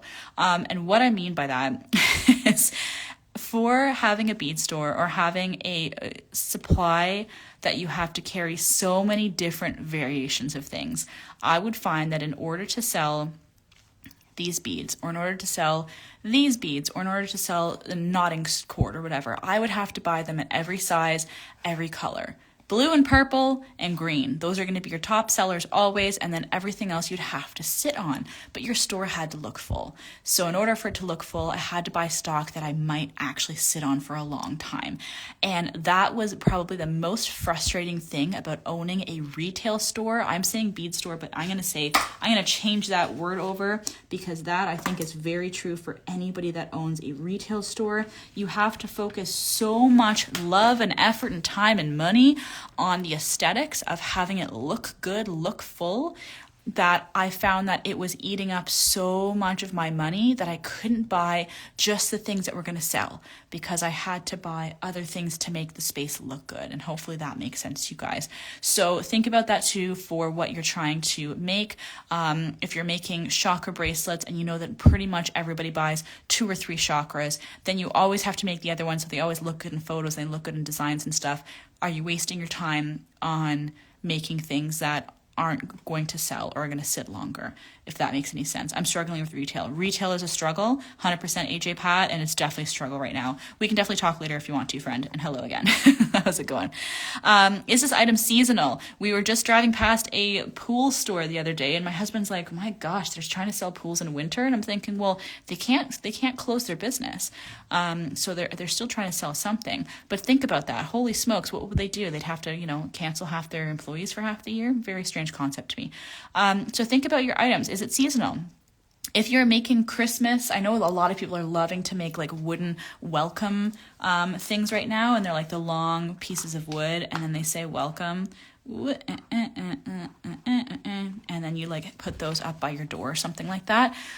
If you're making them just in Christmas vibes, try and find a way to sell them as an Easter vibe or a summer vibe, spring vibes, Halloween, whatever it is. Try and find different ways to sell that product so you can sell the same thing all year long. So if you're making a product that is very, very seasonal, that might not be the most successful concept overall without trying to fill it in with a little bit of extra stuff as well. So again, if anybody has more questions, let me know. I'm not trying to offend anybody, by the way. I'm trying to do a lot of blanket statements to give you guys as much advice as I can. But if you're thinking, wow, that was rude, or that was, not said properly, then definitely let me know, guys, and I can try and explain myself a little bit better. I think that my trouble is with my Etsy store. Not too much stock on my page, but I have to find the time to make bracelets and stock at my store. Time is the hardest thing for sure. You have to find the time. And again, that goes back to my saying of like, if you want this to be a real business for yourself, you got to treat it like a real business. So finding the time and making yourself do the boring tasks is how you're going to be successful in the long run. So making time for doing the things that you maybe don't want to do right now is how you're going to be successful. Hamer07, I'm seeing your comment there about missing the math part of it. If you guys want, I just have a couple more points here. We can go over the math super fast one more time, and then we'll get on to photography land, and then we have like a whole hour for photography, so that is good. I just left Etsy. Congratulations, AJ Pat. I'm very, very happy for you. That's awesome. If Etsy's working for you guys, that's great. I'm definitely going to say that I used to be a huge advocate of Etsy, and I'm not anymore. As a company, they've done a lot of nasty things to business owners. So if you guys are looking at starting up another website, there's other options that you can look at. But Etsy just rips you off for so many different fees. So yeah, I definitely am not a huge fan of Etsy anymore. So that's really annoying. Here's a good one. Does my product go bad? How long? I in my lifetime will open up some kind of food store just because I want to. But I have so many different food concepts for restaurants, and every time I try and pull the trigger on it, I don't, because I've never dealt with a product that goes bad. My products, crystals, racks, they're older than I am by far. So those are things I don't have to worry about ever really going bad. Sometimes metal things can kind of, tarnish over time, but other than that, nothing goes bad. So think about that. If you are creating a food product, how long is the shelf life for that product? Do you have to make everything super fast before your show? Are you sitting and getting rid of and throwing out a lot of product at the end? Is that really viable for you? So think about all of those fun things. I looked into Etsy and the fees are crazy. They are very crazy, Exotash. They also just have a lot of high expectations for people, and I just really don't like it. Love your Monday business tips. Thank you very much. Cats and Crystals, you're awesome. I love your logo. That's very nice too. Hopefully you guys are having a great time. But yeah, the fees are just, it makes me sad, to be honest, because Etsy, I started off at Etsy too. We made a killing. Like, we had a couple of years where we did so freaking good. AJ Pat, are you from Etsy? I feel like I think that's how you're our customer, is from Etsy. But we've had some great customers from Etsy. We made so much money from Etsy. We grew our business from Etsy. We got onto our website because of them, like so many things because of Etsy. And it makes me so sad and upset that I can't recommend them anymore to other artists that are trying to start their businesses. So yeah, I'm so sorry, guys. I wish that there was a better option. But yeah, they're very bad. Yeah, AJ Pat, a $40 bracelet. We're talking Canadian dollars, guys. A $40 bracelet, and they gave me $13.62 because they take so many fees from it. 100% not worth it. Better to put your stuff in a store where you have more control over it, or have your own website where you have more control over it. Very disappointing. Biggest thing I found, continually updating my Etsy, and I got burnt out. I suggest plan drops. 100% Camilla, that's a great idea, and it's also better to advertise for your customers. If you tell your customers, hey friends, we're going to do every 1st and the 15th, or every second Monday, or whatever your timeline is going to be every month, then your customers can, follow you. They can wait for it. You can give them teasers and send them awesome photos of things. You can give them, coupon codes to wait for your products to come out, whatever you want to do. Get the hype going. You guys always want to worry about the hype. Get the hype going for those customers. And then when your collection drops, it's just so much better, so much easier, more organized for yourself. And then also, yes, your customers can be excited. They can also save up some cash and, shop with you at the same time as well. And the worst is the clients don't know that. Oh, 100% Vivian. And that is very true. The problem with Etsy, again, is a lot of clients don't know that. They don't really realize how bad Etsy can be to other people. What platform would you recommend? I don't. So there's nothing similar to Etsy. The only other platforms, Shopify is really the one that I use. I know that people will use Wix too to kind of create their website. I would definitely be a Shopify person. And I know we had talked about Square as well. I definitely would work over on Shopify. I really like them. I really like their community. I think that there's a lot of different applications that you guys can make with Shopify. Wix is similar to that as well. I think they've really grown in the past couple of years as well. The only problem and the only downfall with all three of these friends, and the only positive and the reason why Etsy was so awesome, is because Etsy would take all of your customers as a clump, and they would, advertise Etsy. Not everybody, but a lot of people know what Etsy is. It's kind of like eBay for artists. It's what I would always say. And I could just tell somebody, oh, go on Etsy. You want to go find a new crystal? Go on Etsy. You want to find a new scarf? Go on Etsy. And that was really cool because it's a community of different artists that are all selling on the same platform. These platforms don't work the same same way. This is just a platform to have the template to create your website. They're coming out with things with Shopify, I should say, where you can actually search one of their websites to look at other websites and stuff, but it's just not as easy and cohesive as Etsy was. So that was the best thing about Etsy. But yeah, Shopify, Wix, and Square, I would say those are probably your best options for creating a website. But then you, my friends, have to do all of the advertising work. You got to tell your friends, you got to tell your customers, you got to throw it up on Instagram a million times, print it off in your business card with your website. That's what you got to do. Tam Gem, nice to see you, my friend. I haven't talked to you in a while. How's it going, Tam Gem? Cobbiness, how's it going, everybody? I love the Square app and device for my markets. Yes, Square app is fantastic for markets. They've done a really, really good job of working on that. And I found that their price point for using it for debit and credit and all that stuff, overall to generalize compared to what I used to have at the retail store, is pretty comparable and pretty well done, I would say. So yeah, we're just going through a couple questions, guys. When you're starting a business, what do you ask yourself? We'll go through the pricing, little scribbles one more time, and then we'll get off into photography land. So we'll just spend about 5 minutes on all of the chatting part here, and then we'll look at some photos. So are you asking yourself these questions? Probably working on your collection. Okay, yeah. So that's what I was saying before, guys, is that like as you're doing all this stuff, ask yourself these questions, but also work on your products. There's no right or wrong way to do this. My only thing I would say, and again, this makes me a little bit, twitch a little bit, is the process should take weeks to months. And what I mean by that is if you are starting fresh and you don't know nothing about making jewelry, for example, or painting, the first bracelet you make or the first necklace you make, it's probably not going to be a sellable product. So like we were talking about finding the right quality of products, making sure, dyes don't come off on beads, stretchy string doesn't break, you're tying the knots properly, stuff like that.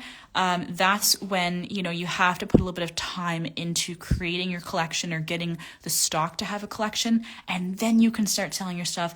I know we are all in instant land right now and we all love to do everything in 5 seconds. I am the same way by far. But things do take longer. And if you put a little bit more time and love into it, you'll have a better product. That's a good thing. We want better. Get your product to be at a stage where it's worthy to sell. And that's what I mean. So if it's falling apart or it's just not working out for you, then just don't sell it yet. So days to weeks, if you're learning how to make stretchy string bracelets, yes, 100%. You can go a little bit shorter with the timeline there because it is actually a pretty simple style or simple design to do. But for the most part, yeah, you want to spend a little bit more time. So if you're learning how to work with crimps, clasps, wire, stuff like that, that's when it's going to take a little bit longer to do. What is the best shipping label printer? Dymo, and I also hate Dymo. So one thing I will definitely say, guys, overall, is when you're talking about anything office supply related or computer related, technology related, it is a love and hate relationship with everything. So Dymo is great because you can print off, there's no ink that you need, and you can print off the labels right on your little printer. But this little friend here is freaking $400, I think. I'm not sure if there's a cheaper option. There might be. I think that might be like the one that we have. But you can use a Dymo to print off labels, but also you can also just get a laser printer. If you want to get a laser printer, I will say that we used just a regular laser printer or inkjet. I'll say or ink because I don't need you guys to think it's just the one. You can use any kind of printer that you want to start off with. We, for like literally the first couple years, guys, printed off our shipping labels online on pieces of paper, and then we taped them on our boxes for literally years. So don't feel like you need to buy all of these things all at the beginning. Do not worry about it. Don't worry about it. Don't worry about it. But for printing right now, we use a Dymo label printer friend, and I hate and love it at the same time. And that's what I will say about this and that and everything else. Awesome. Do you guys have any more questions here? That's why I went to Etsy, because I'm not good with marketing. But but you're paying for it. Exactly. So that was the great thing about Etsy back in the day, is that there was a lot more options of selling things and putting more money in your pocket. And then now they just turned into a cash cow, and they decided, you know what, I'm going to take most of your money and give you back, some advertising. And I just really don't like how they did that. And I don't like it. So I have my equation here for bracelets. We'll talk about this for like 2 more minutes, and then we'll take some photos. And also look at photos, because I just love chatting with you guys. My goodness, eh? Hopefully you guys are having a good time. Raise your hand. Are you having a good time? Are you bored yet? I just joined, but maybe you've already went through about making bracelets. I've started to make bracelets with bead string. How do you properly tie them? Oh yeah, so for stretchy string bracelets here, you can tie them in a knot, and actually Sarah has this one tied in a knot. She had shoved it into the bead here, which is great. But you're just going to tie them in a normal knot. I know some people will tie them into surgeon's knots.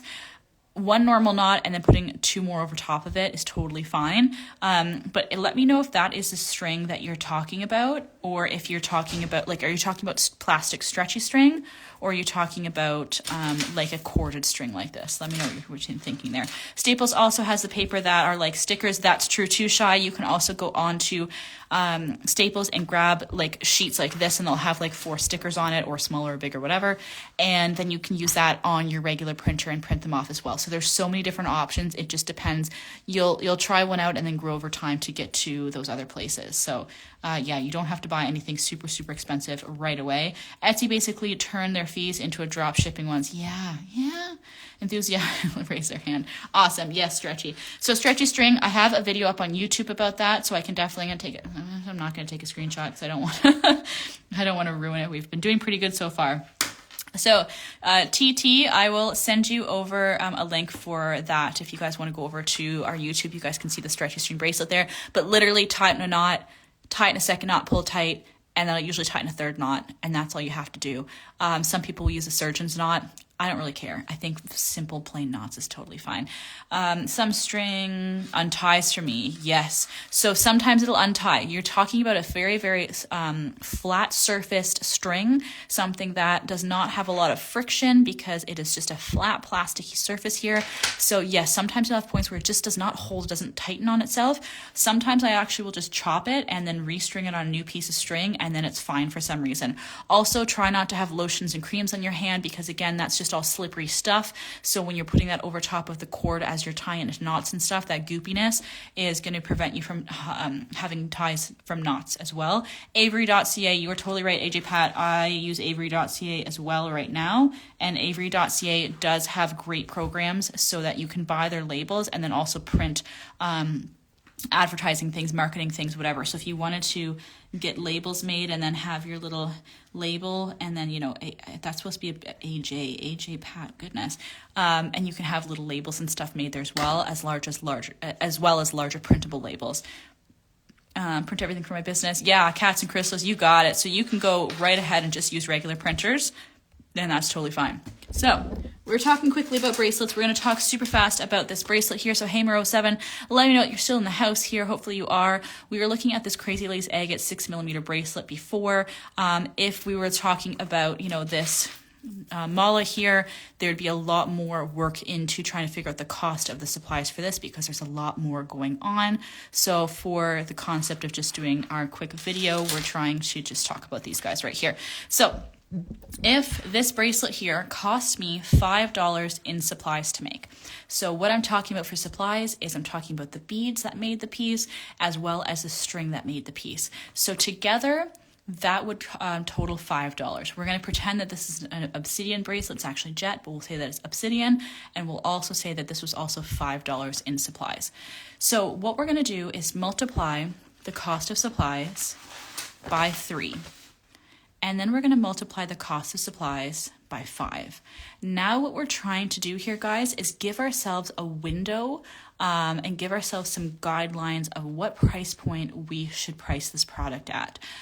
You don't want to really go too much lower than multiplying by 3.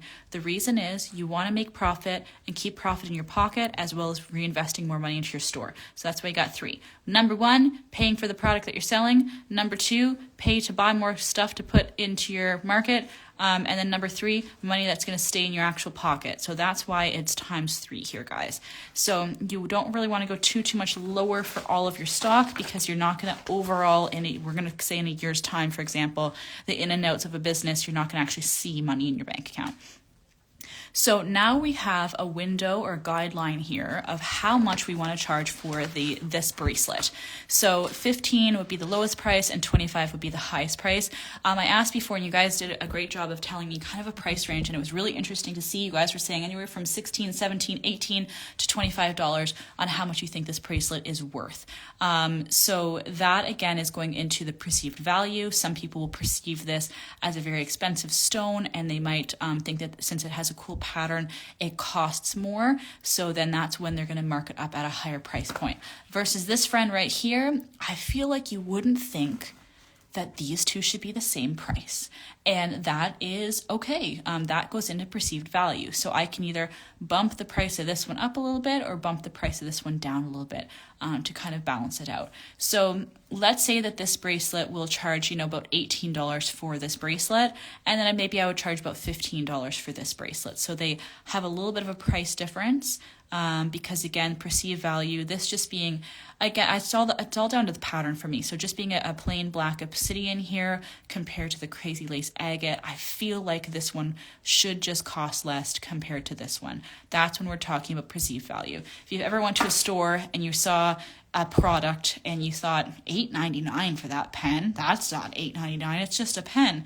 That is perceived value. So this pen could have cost $8.99 to make because there's so many different parts to it. But since it's just a pen, in your mind, you're thinking, oh, it shouldn't be that expensive. Same kind of concept when you're pricing out any of your jewelry. So you're going to think, what's the perceived value? What is my gut reaction to when I say that this piece is worth $25 and this one's selling for 25 and this one's selling for 15? I'm going to think, oh, that sounds too cheap and that sounds too expensive.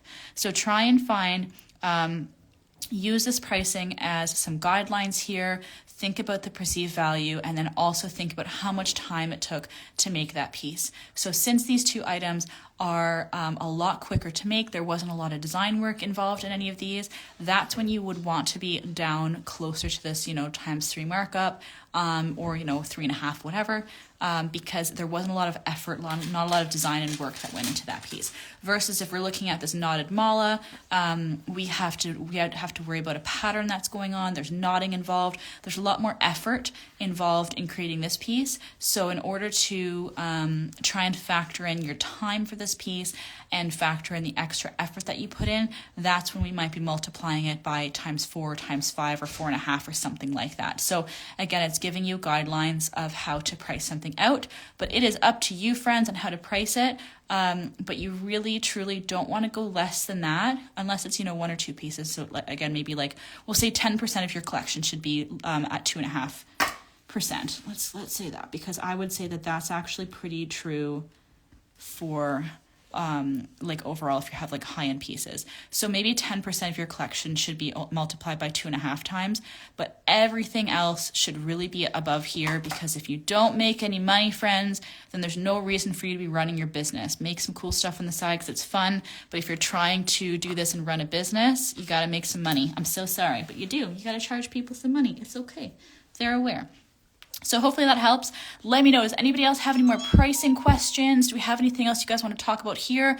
Or should we start talking about photography? Let me know if you guys have any more questions. That's me, because everything inflation. Oh yeah, F2 SLJ, I'm having such a problem with inflation right now. It's so high, I feel like, and it's definitely hard to factor in because I feel like it's higher than usual. So my gut reaction is off right now. So when I'm looking at pricing things out for the store, for our crystals and stuff, my gut reaction is wrong most of the time. And that just means that I have to spend more time to relearn the right price points of things. Because I just feel like I'm having such a hard time with, inflation and the struggle there. Thank you so much for explaining. Awesome. Have had so many bracelets. Want to start selling. Oh, procrastinating. I know, Hamer, that's the hardest one, is just procrastinating and making the time to do it. So I had a return label shipped for Old Navy, and it was surprised by how small it printed. Yeah, sometimes you can print them off really, really small and it will scan. The only thing I would say about tracking numbers, guys, in general, and printing off labels is make it good, because let me tell you that Canada Post, they don't care, friends. They do this so many bazillion times in a day. If they can't read something right away or they can't scan something right away, they might be lazy. and they might chuck it or they might put it aside for later. So always make sure that you're spending a little bit of extra time and printing things off as properly as you can, because sometimes you'll get away with it and other times you'll get a lazy driver who just doesn't want to scan it in properly, and then things get lost for a while. I've had that happen. Prices have gone up on everything. Totally agree. Like literally everything. It's very hard to have a handle on mentally. So if you feel like you're struggling, or if you feel like you're just like these prices just don't sound right, then again, keep researching. It's going back to like, look at what other artists are pricing the things at. But again, just because they price them doesn't mean that that's the price they're actually going to sell it for. But just use it as guidelines. But then one thing I think I had set up here too, guys, is if you are finding that you are pricing out things, I'm saying my mom does this all the time. She prices out things on other artists' work all the time, and then she just gets herself frustrated. So if you find that you're getting yourself frustrated and you're getting upset with how expensive other people are charging for pieces, or you're thinking, gosh, that's not worth it, or oh my gosh, people aren't paying that for my stuff, why aren't they paying it for this stuff? If you feel like you're in compare land and it's just really upsetting you, stop comparing. I would say just turn it off and stop comparing, because sometimes it's more annoying and more frustrating than it needs to be. Who do you recommend for shipping? Canada Post. Again, going back to what I was saying on my other page of, do I recommend Dymo and do I recommend Shopify? Anything dealing with business and technology, everybody sucks. So I don't know how else to say that. So Canada Post is the best of the worst. I think that's the best way to say it. So everything that we're talking about here within Shopify, or using Dymo for, printing labels, or using Canada Post for shipping, they're all the best of the worst. You're still going to find that there is, a lot of frustrating scenarios, but for many reasons, they're going to be the best of the worst.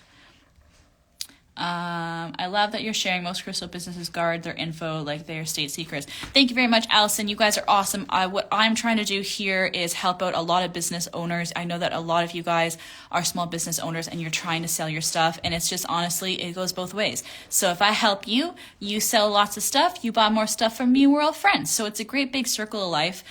So I appreciate you guys. Thank you guys for watching, and definitely let your friends know. And honestly, one thing that I definitely learned from working with Sugar, who was my old jewelry designer boss, is you will always have more ideas. Always. So I have no problem giving away ideas or giving away information, because there's always more. If you haven't learned, I talk a lot. So there's always more information, guys. So yeah, if you guys are learning, I'm happy. That's great. So if we got no more questions there, let's talk about photos. Okay, so for the most part for photography, guys, we're going to switch over and talk about photography now. We talked about pricing, we talked about policies, we talked about profit margin, talked about some small business stuff. All of this information here I'm going to throw up onto our blog. I feel like I have a better way of saying that. Put up onto our blog, and we'll link our blog back onto our website. We just didn't have much on there, so that's why we took it off. So let's talk about photography. First thing I'm going to say here, guys, disclaimer. I stole these photos from Etsy. I am not trying to offend anybody, so if any of these photos happen to be yours or happen to be somebody you know, I am not trying to bash anybody. We are all starting off at a certain point and growing forward. So do not think that if I'm saying one photo is better than the other, I'm not trying to bash anybody. We're trying to use this as points to learn from. So just keep that in mind, guys. I'm not trying to bash these photos at all. We're going to talk about them, and we're going to learn from them. Unlike this photo, it's really, really freaking ugly. It's mine. It's okay. So let's talk about a couple of these photos and what I want you guys to do. And again, maybe I'll put these photos up. I might not put these photos up because I don't want to link people and then kind of offend people. I'll have to figure out how I want to put up photos on the blog. So I would say, guys, if you want to take any screenshots of these as we're going, that might be the best way to do it. So what I want you guys to look at, for example, yeah, that one's mine. So yeah, I can call that one piece of shit. So that one's piece of shit. Anyway, so we'll look at these photos, guys, and let's take a look. And I want you again to start thinking about your gut reaction. What is your gut reaction? And again, this one should also be that way. So I don't know, apparently I can't use Word properly either. I'm very technologically challenged for somebody who has a business online. Bad jokes.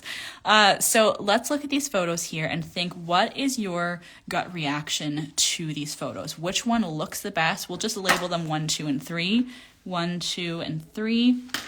Which one looks the best to you? Which one do you like and why do you like it? Which one catches your eye? Immediately my eye goes up to this one. Again, if yours is different, that's okay. But immediately my eye goes up to this piece here. What I love about this photo here is you can definitely tell that it's outside.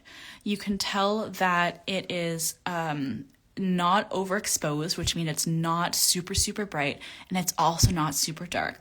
I bet you they took this photo when it was overcast lighting. So this looks really, really nice. I also like that the, I'm gonna take that off there. There we go. I like that the product is in the center of it's nice and centered in the photo here. I like that I can see the main parts of the piece, even though this is called a toggle clasp here. These are most likely the pieces that would dangle at the back of the bracelet. I like that that focal piece here is in the front. I like that it is a very simple plain background. You're seeing one color and then just a little pop of color at the top here. So you're really able, when we can get up close here, you're really able to see these labradorite beads. You can see the flash and you can see the beautiful detail in this. Number one is a dull photo, blends in the background. Oh, that's funny. And then John, you're saying that you don't like it. Number one, natural colors. I like 1 and then I like 3. Awesome. So I would say that there's a lot of reasons why I like this photo here. Talking about number 3, yes, totally. So what I would say about number 3, number 2 just sucks. In general, I don't like it. What number 2 is good for is if you're just cleanly and quickly showing somebody a product. That's what the benefits of this photo. What I like about this photo overall is that the amber beads here, which we're going to have for sale in a couple of weeks, on our bead show in strands, so you guys can make these if you want. Plug. I like that this is in focus here. I like that I can see the natural color of the beads, but everything else I don't like about it. I feel like my hand looks really awkward. The background here is very awkward. There's too much random stuff going on. This is not something, it looks like it's in a warehouse because it is. So this does not look, the perceived value of this piece looks lower than this one. This is amber, this is labradorite. They're pretty on par. Amber is actually a more expensive bead than labradorite, but honestly, the price points of these things are still both at a higher price point. Just the photo of this makes it look no bueno. Doesn't look very good. Number 3 needs a little bit of help. That's what I would say for number 3 here. I like the styling of it. I like that you can clearly see the different stones here. I like that it was attempted to be stacked, but I don't like that the white is very gray, and I don't like that the stack is off, so it looks kind of wiggly. And I don't like that it looks like it's, trying to be symmetrical, but it's not. So this photo here could be upgraded. So how to do that? You just juice it up on your phone. A lot of things you just want to worry about the brightness of your photo. You're not trying to worry about and change the color of your photo. You want things to look as true to color as possible. So for this person here who made this photo here, what I love about it is that, yes, I can actually see the true color of these stones. So the number one thing that you guys want to learn from creating photos is you want, which is actually pretty on par with all 3 of these, you want to be able to see the natural color and the natural look of the piece. By far, that's going to trump all other parts. I shouldn't say that word, but it's going to benefit all different parts here of the style when you're able to show it off as cleanly as possible. Number 2 does give you size. That is true. So yeah, sometimes you can do things in your hand. We do a lot of pendant things in our hands because then it gives you, again, a good rough estimate of size. Even though everybody has a different size of hand, for some reason this just also blends really well and it works. Is all of your information going to be on the website? We are going to post all this up on our blog and then we'll have a link on the website. Sorry. So yes, I will have this all up there for you. KLT, how's it going? This is why I squat in my front porch to take pictures. Yes, light boxes are too harsh. Correct. So I have a light box right here. Sarah uses this for product photography for the store.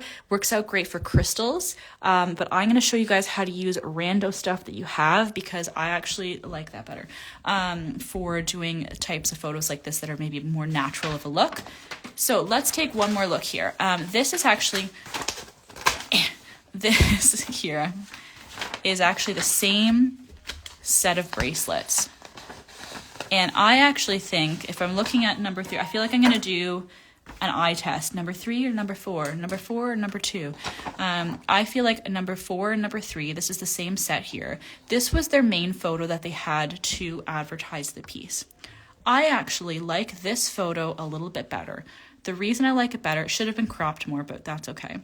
What I like better about it is that I'm cleanly seeing all 3 of the bracelets, and I don't feel like they're trying to compete to be on top of each other for a stack. So that's how I feel about the 2 photos. Again, both of these photos I would have cropped more, and then I would have juiced them up a little bit and changed the brightness to make them a little bit brighter. Awesome. So you guys are all saying, yeah, a couple people are saying number 4. That's great.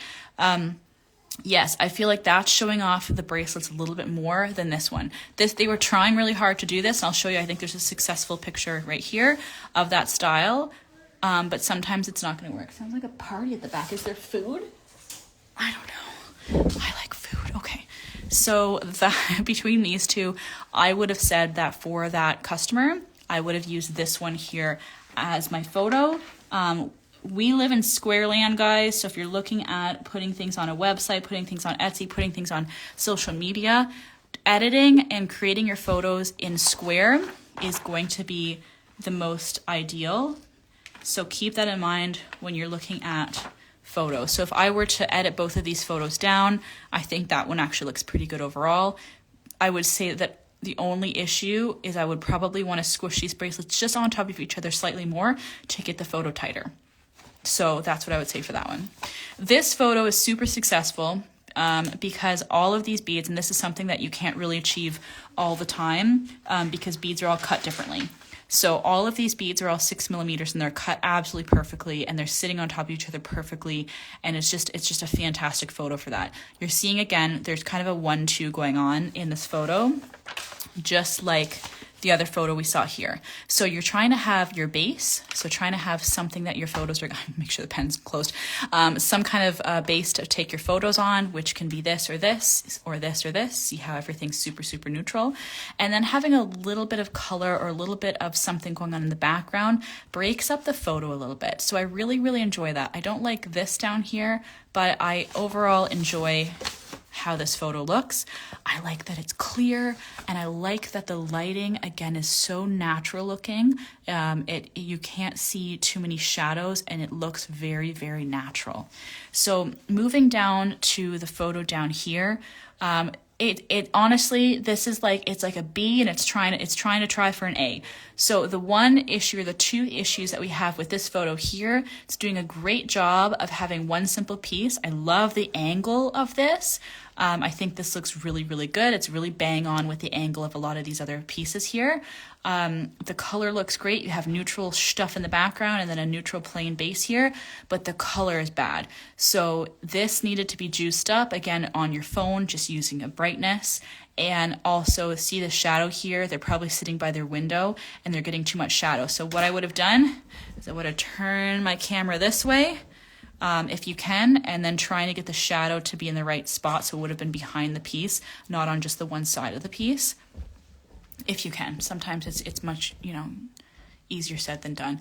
But that's what I would say. I would also actually push this bracelet tighter to our backdrop here and then crop it. So I would put the bracelet closer to here. I would try and get the shadow to be more on this side, and then I'd crop it to be a lot tighter and closer.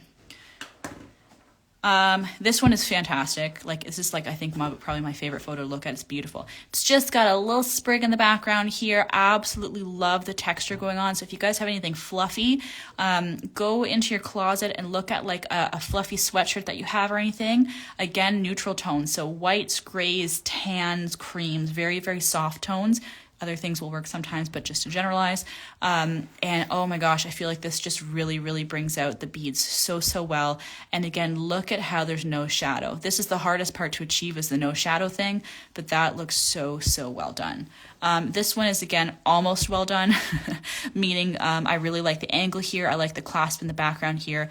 This is in focus. This is not in focus, which is great. I like we got a little bit of leafy things going in the background. And this, again, I would just crop it a little bit closer. This photo is phenomenal. This is like an A+ photo. I haven't tried this before and I've never seen this before. This is fantastic. So if you guys make jewelry where you have charms dangling off of it, they just took a crate and they just slid their bracelet up to the side of the crate and then put the 2 beads hanging down, and that looks A+. That looks so freaking good to me. Again, you're seeing the whole style of the bracelet. You're seeing that it's in focus. You got a little bit of tooling in the background here, so a little bit of texture, but again, since it's all in like whites and creams, you're seeing the bracelet the most. So I think that's really, really A+. I think that looks so, so good. I absolutely love how that bracelet looks. And I just have a couple, 2 more, and then we'll start taking some photos. So this is, I think, how a lot of people start with their photo, where they're just trying to take it on a bland background. And I'm just saying that if you add a little bit more to it and juice it up a little bit more, it's actually just going to bring out the look of your the look of your product. And also it's going to help with whatever your aesthetic is. Now you can see that I have a very good leafy thing going on here, and I'm seeing a lot of leafy things, a lot of natural things. That doesn't have to be you. If you are Sparkle Land and you like gaudy things and you love sparkle, use whatever you have at home. If this is going to be your vibe, if you like furry things and you want to use like different, cow hides and fluffy fake fur and all that stuff, you can use that. You have so many different options. So I would say before going out and buying anything, because you can spend $1 kajillion and still hate it all. Before going and buying light boxes and lights and stupid pieces of paper and all that stuff, before buying any of this stuff, use what you have at home first. Use all your bits and pieces. Use all your crystals that you have at home. Use the tabletops that you have. As long as they're more matte, you don't really want anything that's shiny. And then you can start playing around with your style and your aesthetic. And then at that point, that's when you can start saying, I really wish I had X. And that's when you can start investing some money into buying different supplies. But I would say don't do it right away. You don't have to do it right away. What did I use last time? I'm going to see if I can prop you guys up. And then, let's see. And, okay, let's try this first. And we'll go from there. And you guys can see the shadow of my phone. The only thing that I would really say is for lighting. So the only thing I would really recommend is one of these light boxes. Not one of these, sorry, one of these lights. I just think that you have a lot more control. It's better to have 2 on both sides, but if you just want to buy 1 for now, that's totally cool. Let's see if this guy's going to work for me, because he is plugged in a land far, far away. So let's see if we can get it close enough for us. Awesome. So let's pick something. Let's just go back to our crazy lace bracelet, shall we? Ooh, can you use fluffy stuff for some and use natural for others? You totally can. So that would be the main thing. The main goal, and I think I wrote it down somewhere. I have a couple of things. Doesn't matter. We won't look at words anymore. But the main thing is you just want to create the best photo of that product that you can create. So if that means that this guy is on a leather background and the other one's on a fluffy feather background and the other one's on a whatever, that is totally fine. You can make things more cohesive over time. That's a branding thing. You can worry about that later. But right now, the main focus is to get a photo out there. If you do not have a photo out there, you cannot show people what you make. So I think I took a photo of my photos. My photos are beads and Layla, my daughter. That's literally my entire phone. Recents. Did I take a photo of my photos? Yeah. So, number 1 thing to worry about, guys. Some photos are going to look like garbage, like this one. That's the one I did. Some of them are going to look a lot better. Those were Casey's. He did those. Some of them are going to look like this, where we're just trying to show a product off quickly. So yes, you are always trying to strive for better photos and having things look put together and stuff like this. That's great. Yes, again, like I said, little gremlin there.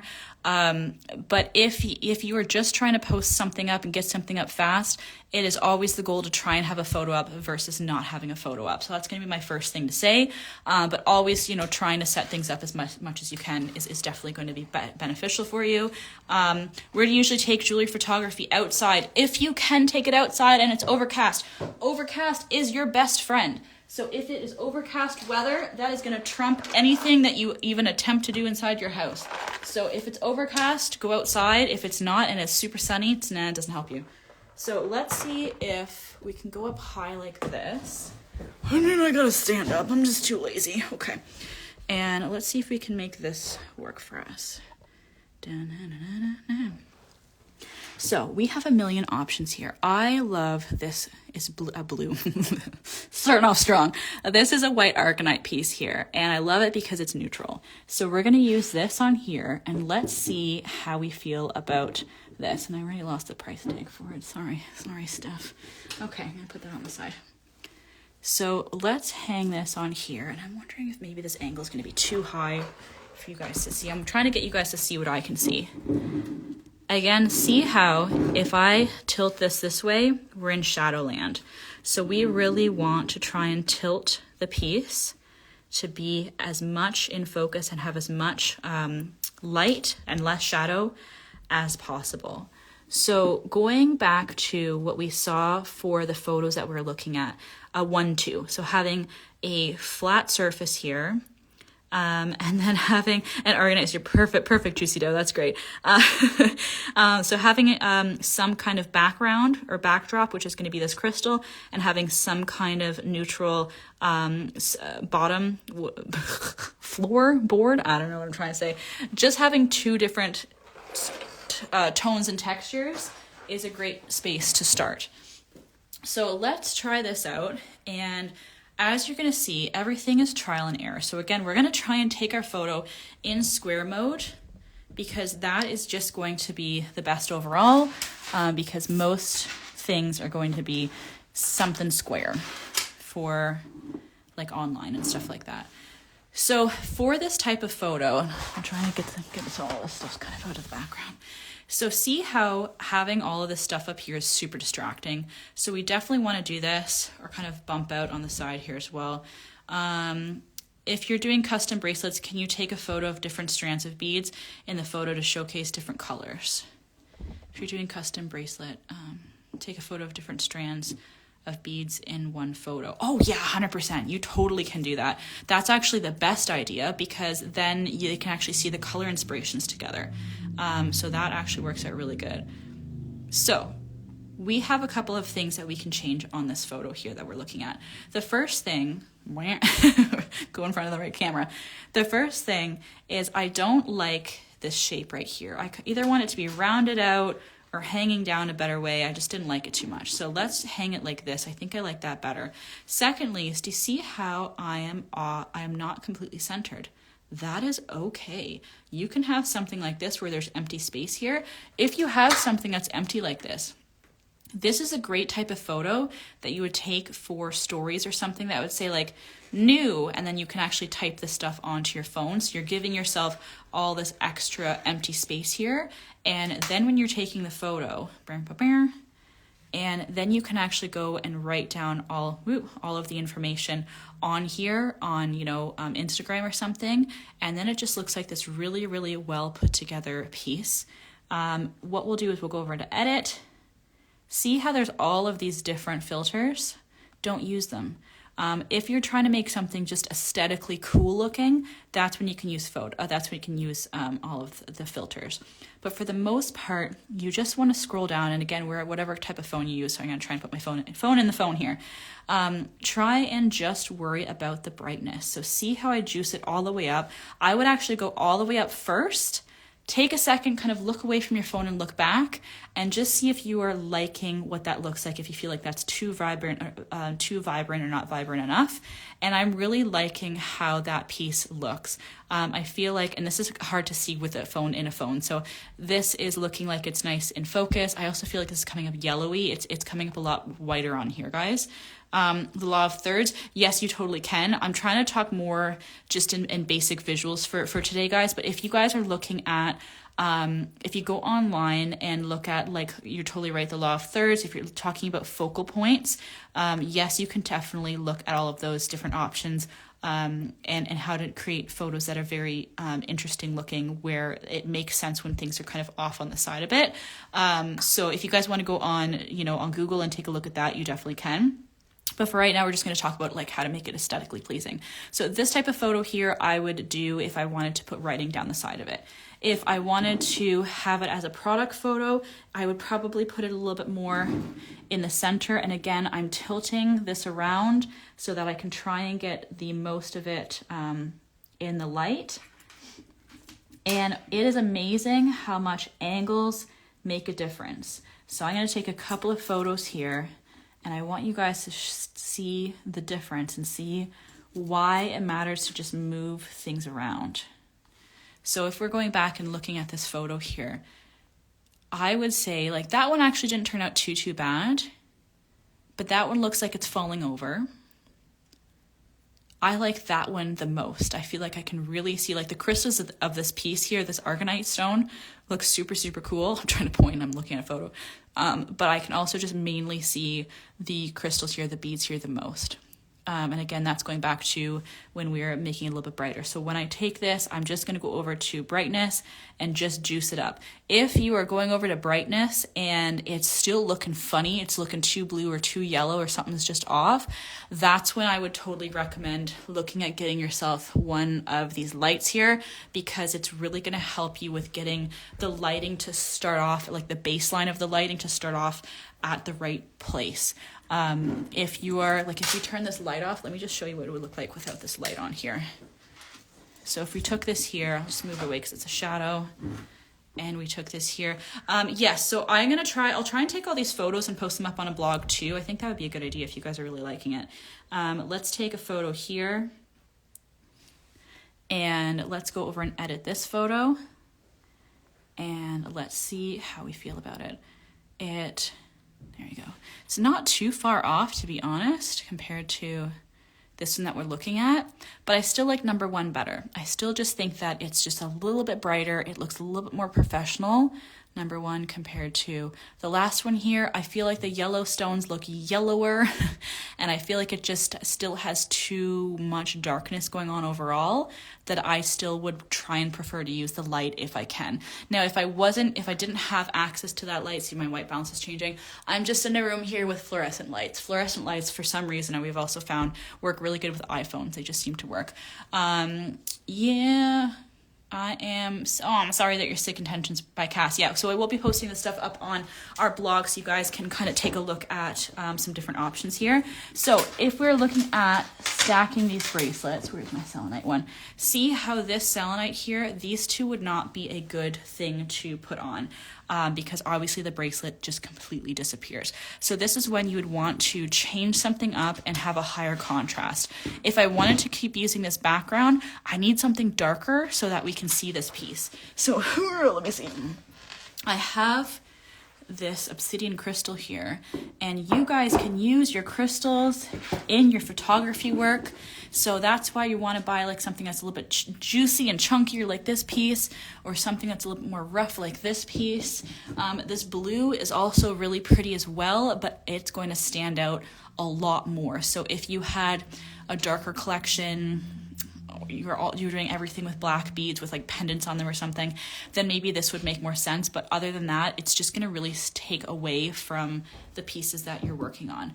So see how I took my tower here. It's a nice, juicy, large tower here. This is a snowflake obsidian, and I'm just going to put it down on the side and then hang my bracelet over top of it. Now again, it's all down to angle and trying to fiddle with it to try and get the right pattern, the right color.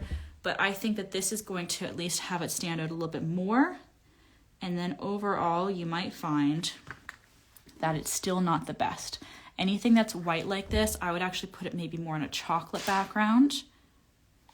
So see how I'm, for the most part, trying to have that bracelet there in focus, in the center there. And then I have the black there from the stone, the obsidian stone here, and it's really making these other beads stand out a lot better. So that would be another option. You just want to find something that's not going to alter the color of those beads. Because once you start altering the colors of things, and again, I'm going all the way bright, and I'm going to say, I feel like that's a little bit too overexposed. Overexposed means it's just too bright. It looks like it's not showing off the color well. So I'm going to go back to say, ooh, yeah, I feel like that looks good. It looks nice and glossy and nice and natural. Your goal for taking product photography is to make it look as natural as possible, not as good as possible. That might sound kind of like an opposite, but you are trying to make things look like how they actually look in person. You always always want people to be super impressed with the product they bought from you, than to be disappointed and say, oh, it looks so much better in the photo. Because I'm sure we've all done that before, where you buy something and you're like, that does not look like the photo at all. I wondered before if it was Snowflake. You got it. Yeah, because of the pinks. Yeah, so this variety is from Pakistan, and they have just the coolest variation of colors and stuff for there. Are we able to write off props as expenses? You totally can. Yep. The word write-off, though, keep in mind, though, write-off doesn't mean things are free. It means that you're getting a percentage of taxes that you can use towards your taxes. So that's what that means. It doesn't mean free. And I only say that because I know that a lot of people like to throw that term around like it's like super, I don't know, super easy to get money back. So other things that we have here, I just have some flowers here. We can try some of these out. I would say, can I pull these ones out? Let's see. Let's see. Can I get it out? Oh, well, let's break it. That works too. All right. Okay. Boop. There we go. That purple is going to take away from it. This lavender, it's like a grayish purple. I think that's going to be fine. But let's try something like this here. And again, these are fake. You can clearly tell that they're fake, and that's okay. Sometimes that's going to work out. I want to see if I can hang it there or dangle it there. So I put that crystal there. And see how I'm just trying to create an interesting background, but it's also super simple. There's not a cajillion things going on in the background. So if I wanted to put this bracelet here and I wanted to put it closer, I think that looks great so far. But what am I going to say that's really not working with this photo? I'm going to talk about the lighting. So my light that's up here, I'm going to have to move it, because I don't like the shadows in here, and it looks like the light's in my eye, and all of the fake lilac plant. Is that fake lilac? I think so. This just all looks really dark and shadowy over here.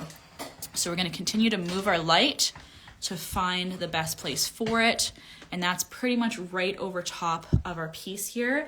And then the next thing that we have to do, guys, is angles. That's going to be the biggest thing to worry about, is when you're taking a photo, take it from all different angles, because you'll be surprised when you get down to close to the bottom like this, it's gonna make such a better photo.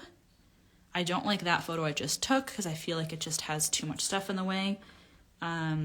So let's take a couple of photos here, and then let's talk about them. Cool.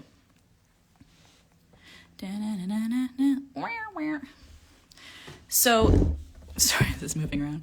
So for this one here, I think the bracelet is looking pretty good as far as the lighting and stuff goes. If we wanted to go through, we're not going to edit each one, but let's just pretend to go through, brighten it up, and holy smokes, look at that. It's looking so much better. It looks a little bit overexposed on the phone here, but it's actually looking pretty darn good in person. What's the one thing I'm going to say about this photo here is I feel like there's so much going on up here and there's so much empty space over here. I want it to be closer. I want to crop it to be closer because it's about the bracelet. Sometimes you take really good photos and you're like, damn, that was a good photo. Remember that you're trying to sell the product, so you want to go a little bit closer to the photo. Now, out of number one, again, I feel like an obstetrician, number one or number two? I think I like number two better. I think I like the angle better. I feel like I still want to play around with this angle just a slight bit. I took a very fast photo. But I actually like the angle of this one a little bit better. I feel like I'm seeing the crystals a little bit more. I think I really enjoy that there's kind of a front and a back, even though this one has the same pattern going all the way around. I think that that's more interesting to look at than just the dead-on flat shot from the top, the aerial view. I think that having it turn into number two here just makes it look a little bit better. If I wanted to edit this, what I would do is I would just do, again, a little bit of a crop. Because I want everything to be nice and close. So I would, again, try and put this more in the center. You don't have to be in the center for your photos, but all of the stuff in the background, this actually photo is looking very similar to the other ones we were just looking at, where you have your main focal point here, which is very neutral, your flat space that your bracelet is on, and then you just have a little bit more interesting stuff going on at the back here. So that's what I would do over there. And then versus this next one that I took, this might look kind of cool, but it's taking away from the bracelet. So at the end of the day, I just don't like that one as much because again, we're trying to take product photos and this one doesn't look as nice to look at. When you post photos of your products, should you have 19 photos or one? Should you have 19 photos? Like 19 photos of the same product? If you're taking a good product photo, like one of these where I can see everything clearly, one is great. You can take two, you could take three. You could take one on a wrist, but honestly, wrist photos for the most part look ugly. They're not a very aesthetically pleasing photo. And also, wow, my skin looks terrible. So that's not a good point. So that makes it look a lot cheaper. And also, everyone has a different wrist size. So I feel like that's just not helping sell my product. So honestly, for something like this, I would just do the one photo and I'd be actually really happy with it. So that's why, again, you want to put a little bit more energy into taking that really great photo at the beginning. And then after that, you don't have to do more. Both of these photos, I'm going to say the same thing. They're just not close enough. You need a tighter shot for all of this. I think in general, me personally, I don't like the aerial view as much. You guys might. This is all personal preference. Photography is all personal preference. But overall, I don't like that as much. If you're trying to take pictures of crystals, because I know you guys are here also for crystals, that's cool. Crystals would be the same kind of concept. I would still have something in the background. And then taking a photo, this tower is quite big. I don't know if I can do this all on camera here. Taking a photo of this crystal, again, we would have to angle it so you're not seeing all the stuff in the background here. This is a tall tower. So if I took the photo like this, there is so much negative empty space on both sides. Sometimes this would be where AJ Pat, if you're talking about taking more than one photo, this would be great for taking more than one photo because you want to see the size of this piece. You want to see how chunky it is, which is great.